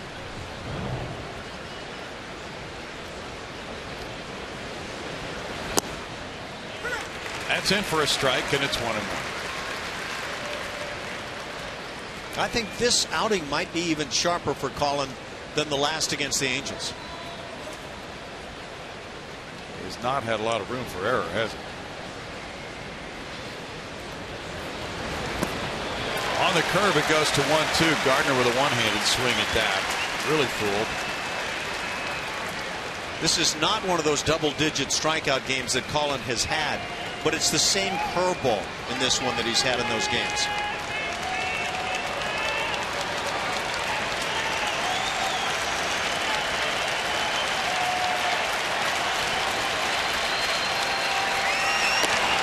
He punched him out. That is number 8 for Colin McHugh, and through 8 innings, he has really done a job on this Yankee lineup, leading it 2-1.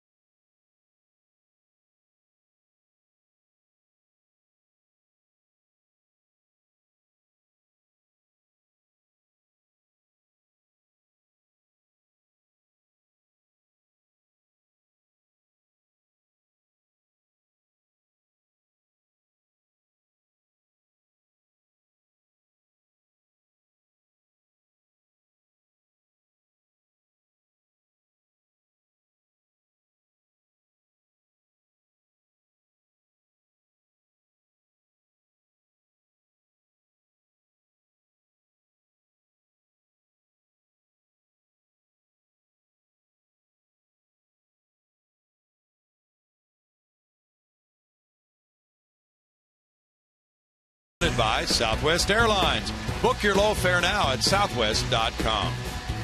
And by Geico. 15 minutes could save you 15% or more on car insurance. Visit us at geico.com or call 1-800-947-AUTO. Dandy 2-1 ball game going to the bottom of the 8th inning. Colin McHugh has struck out 8. He's given up just 2 hits, both singles. Now the Astros come up in the bottom of the 8th inning. Tucker, Santana, and Castro due to bat against Michael Pineda. Preston has struck out in the 3rd. He is grounded out in the 5th.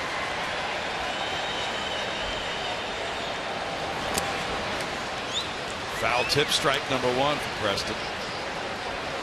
6 Houston hits, 2 Yankee safeties. Yankees have stranded 3. The Astros have left only 1. They've had 2 caught stealings in this game.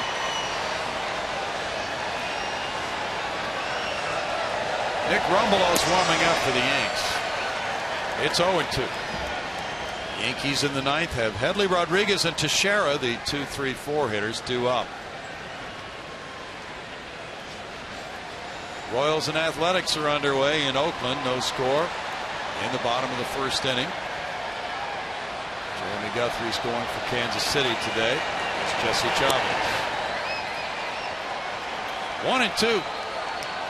Joe Blanton, who brings a low ERA to the Minute Maid Park mound for Kansas City tomorrow night. It's 2-0 with a 1.73. He draws Lance McCullers. Lance 3-2 with a 2.33.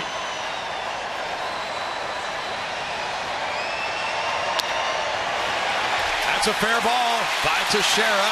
The fan reaches over and interferes with it. Now the umpires decide where to place the runner. He's placed at 2nd. It's a double for Tucker, his 12th.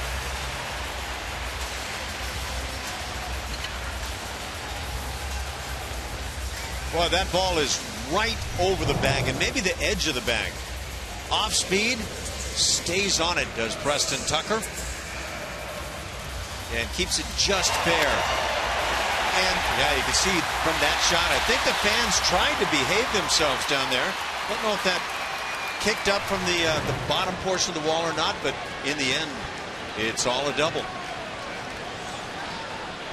Chase Headley, the 3rd baseman, comes over to talk to Pineda with Santana, the batter. Domingo was out for bunting practice a few days ago. Several of the Astros players getting some extra work in on that. Looks as if the Yankees are anticipating a bunt here with Castro on deck.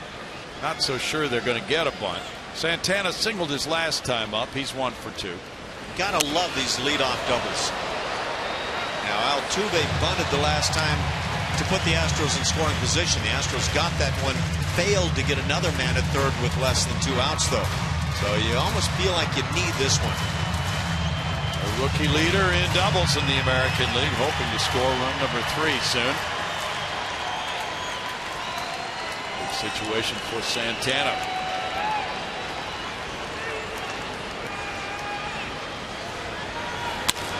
Ground ball, shortstop, Tucker to 3rd, and he will get there. Boy, that is great decision making. The ground ball right at the shortstop, Gregorius, and he gets to 3rd on out number 1. It's amazing how that brings a smile once you're safely at 3rd base. That's a really tough one. If you get a shortstop to charge this extremely hard, you just might get picked at 3rd base, but he didn't, so it turns out great for Tucker. Excellent jump for Tucker.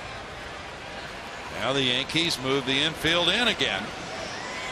And it's Jason Castro, a grounder to 2nd and a strikeout looking for Jason. George Springer's on deck. That is so important. Get the runner to 3rd with 1 out.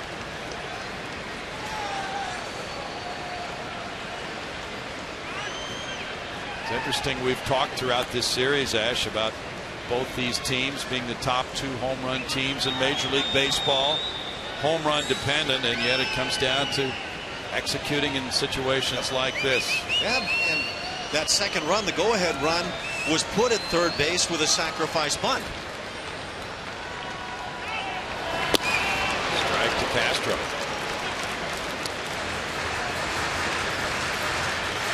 And then there's the pitching of Colin McHugh. And yeah, it's hard to anticipate going in what you're ultimately going to get. Castro's hitting 143 with men in scoring position. Could see some baseball being talked right there amongst the guys in the dugout.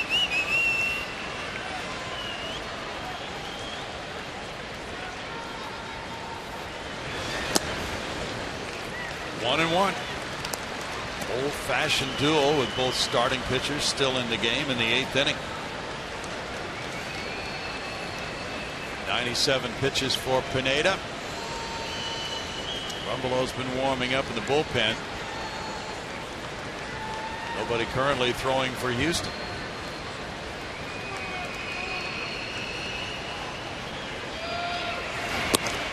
Castro looks at ball 2.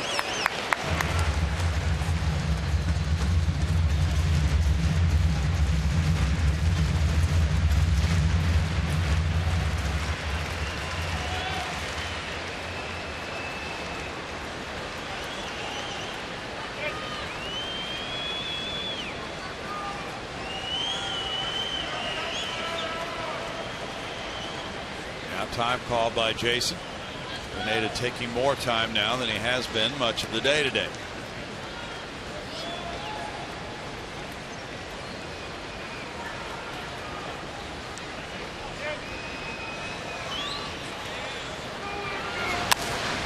That's foul and out of play. It's 2 balls, 2 strikes. That's that pitch away that when Jason Castro's going well, he drives in the air to left field.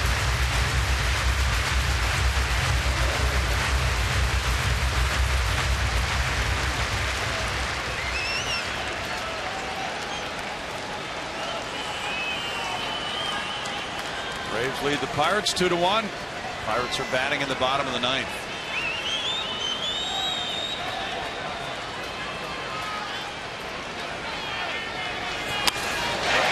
Out to left center field. Tucker's tagging. Here's the catch by Jones. Throw is offline, and it's 3-1 Houston. Sac fly by Castro. Good 2-strike hitting in the inning. Tucker had a 1-2 pitch. He grounded for a double. And Castro on a 2-2 pitch. Lifted it to left for the sac fly for his 17th run batted in. Okay, I'll say it. Jason Castro's going well right now. That's what he does. And he gets a pitch through the heart of the plate and gets it done. Got to pick up those runs from third with less than 2 outs. And now you've got the 2-run edge in the 9th inning. And George Springer bats. Springer's 1 for 3.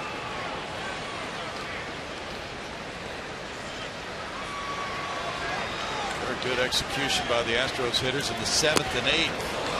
There's strike 1, even though they did fail to get Gaddis and the pitch runner from him, Marlon Gonzalez, home in the 7th inning with 1 out. Gaddis had tripled with the infield in with a runner at third and 1 out. For the go-ahead run now here in the 9th, good execution. 1-1. We saw George Springer a week plus ago, over about a week period, hit numerous balls to right field, right center field. And right now I can't tell you the last one I've seen him hit that way.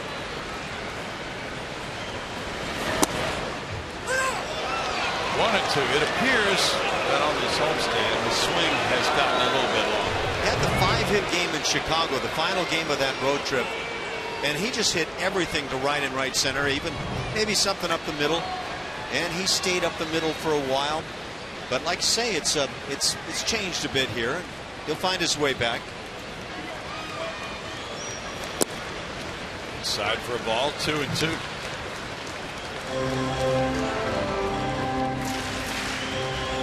George was on base 3 times yesterday. He struck out twice in each of the last 3 games of this series. Fouls it back. Good cut. Braves beat the Pirates 2-1. Alex Wood going to 5-5, beating Jeff Locke, who's 4-4. Jason Grilli, the former Pirate, has saved number 21 for Atlanta. Carlos Correa is on deck.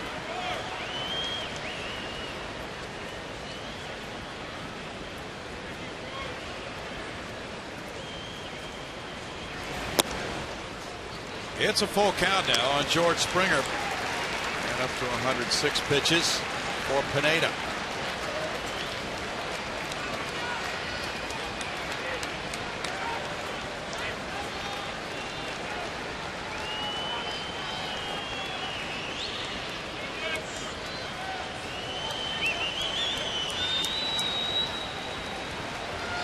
Pineda gave up 8 earned runs in 3 1/3 innings in his last start against the Phillies. That's strike 3 to end the Astros' 8th inning. They get a run on 1 hit. We go to the 9th. Houston leads New York. It's 3-1.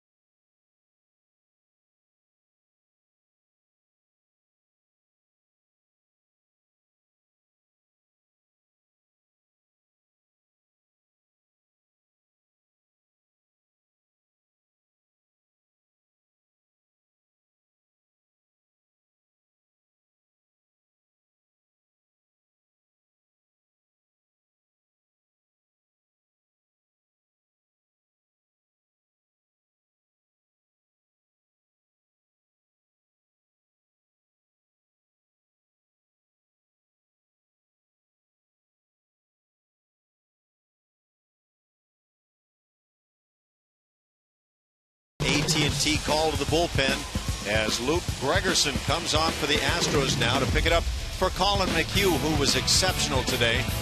30 games, 2-1, ERA at 3.68. He's been quality in the save department, 17 of 19. 5th best tie in the American League. And he has not allowed an earned run over the last 5 appearances. So you're looking to make that 6. Pick up a W today. And he is rested. He has not pitched since the 11th inning Wednesday in Anaheim against the Angels. He was perfect that day, retiring all 4 men he faced. Giovanni, Calhoun, Trout, and Pujols. As you saw, 17 for 19 in saves, 89%. He's tied for 5th in the number of saves in the American League. His teammate in San Diego, Chase Headley, leads it off against him here in the 9th. Headley 0 for 3 with 2 strikeouts. Infield shifts him around. What a day for Colin McHugh. His low hit game of the year. 2 hits in 8 innings. That's strike 1. 8 innings, 2 hits, 1 run for Colin. He had 2 walks and struck out 8. Win number 9 on the line for him. Rodriguez on deck. Teixeira due up 3rd. It's 1-1. Astros with a chance to split this 4-game series are shooting for win number 44 of the season. It's 2-1.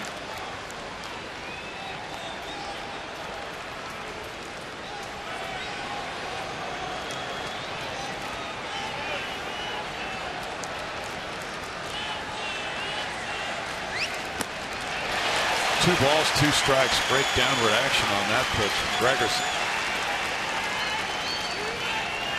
And that created the swing, and good for that because otherwise that ball's low.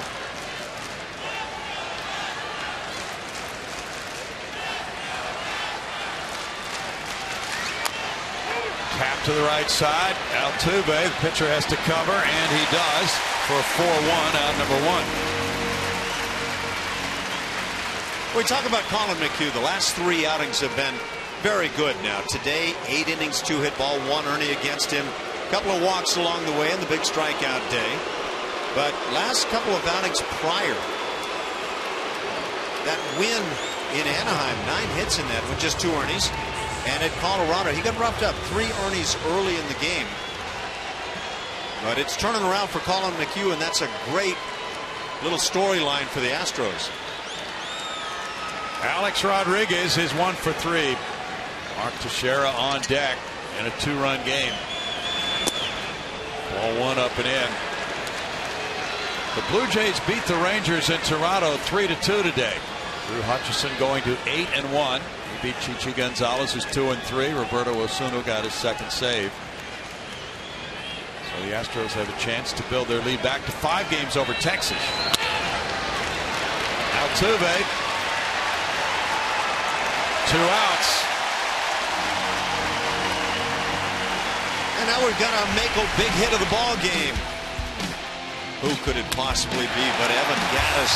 It didn't get out of here, but it was up off that wall, resulted in a triple that drove in Carlos Correa, second Houston run, and triple number 3 on the year for Evan Gattis. He has become the RBI man for the club. Luke Gregerson has not had a save since June 16th here against Colorado. These fans have been tremendous all series long. Mark Teixeira 0 for 3. Take strike 1. Boy, it's been really enjoyable this series. If you haven't had a chance to make it out, 3 big games coming up with Kansas City starting tomorrow night. Now, part of what makes a really good series, one could argue, is games that either team had a chance to win. And throughout this series, it's kind of gone that way. It's ball games that have swung on little things in most cases.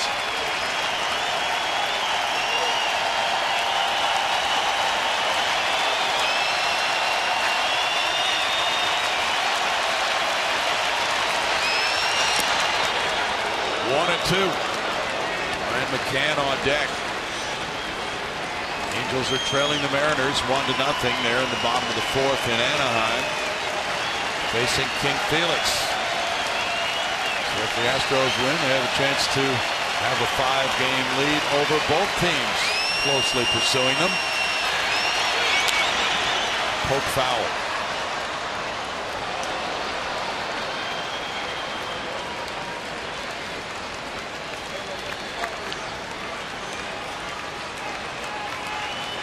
When Gregerson's in the game for the Astros, their record is 26-4 this year.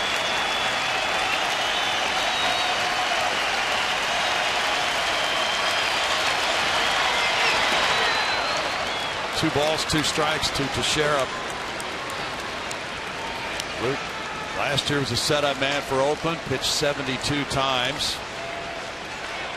He had 19 career saves coming into this season. He's trying for number 18 this year today.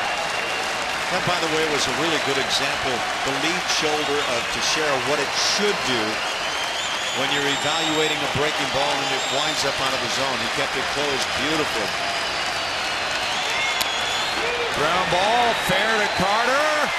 And the Astros come back on a very well-pitched game. A combined 2-hitter by McHugh, who's 9-3, and Gregerson, who got his 18th save to stop the Yankees 3-1. Carlos Correa, a big part of it with 2 doubles. Evan Gattis, that go-ahead triple in the 7th. A sac fly by Castro in the 8th. Extremely well-played baseball, and the Astros have gained a split of this 4-game series, Ash. Everything you said is absolutely true. And even Orbit is thrilled with a split, 2 games apiece. 2 good teams that could find themselves in the postseason this year going at it tooth and nail. And in 2 hours and 24 minutes, the Astros knocked off the Yankees 3-1.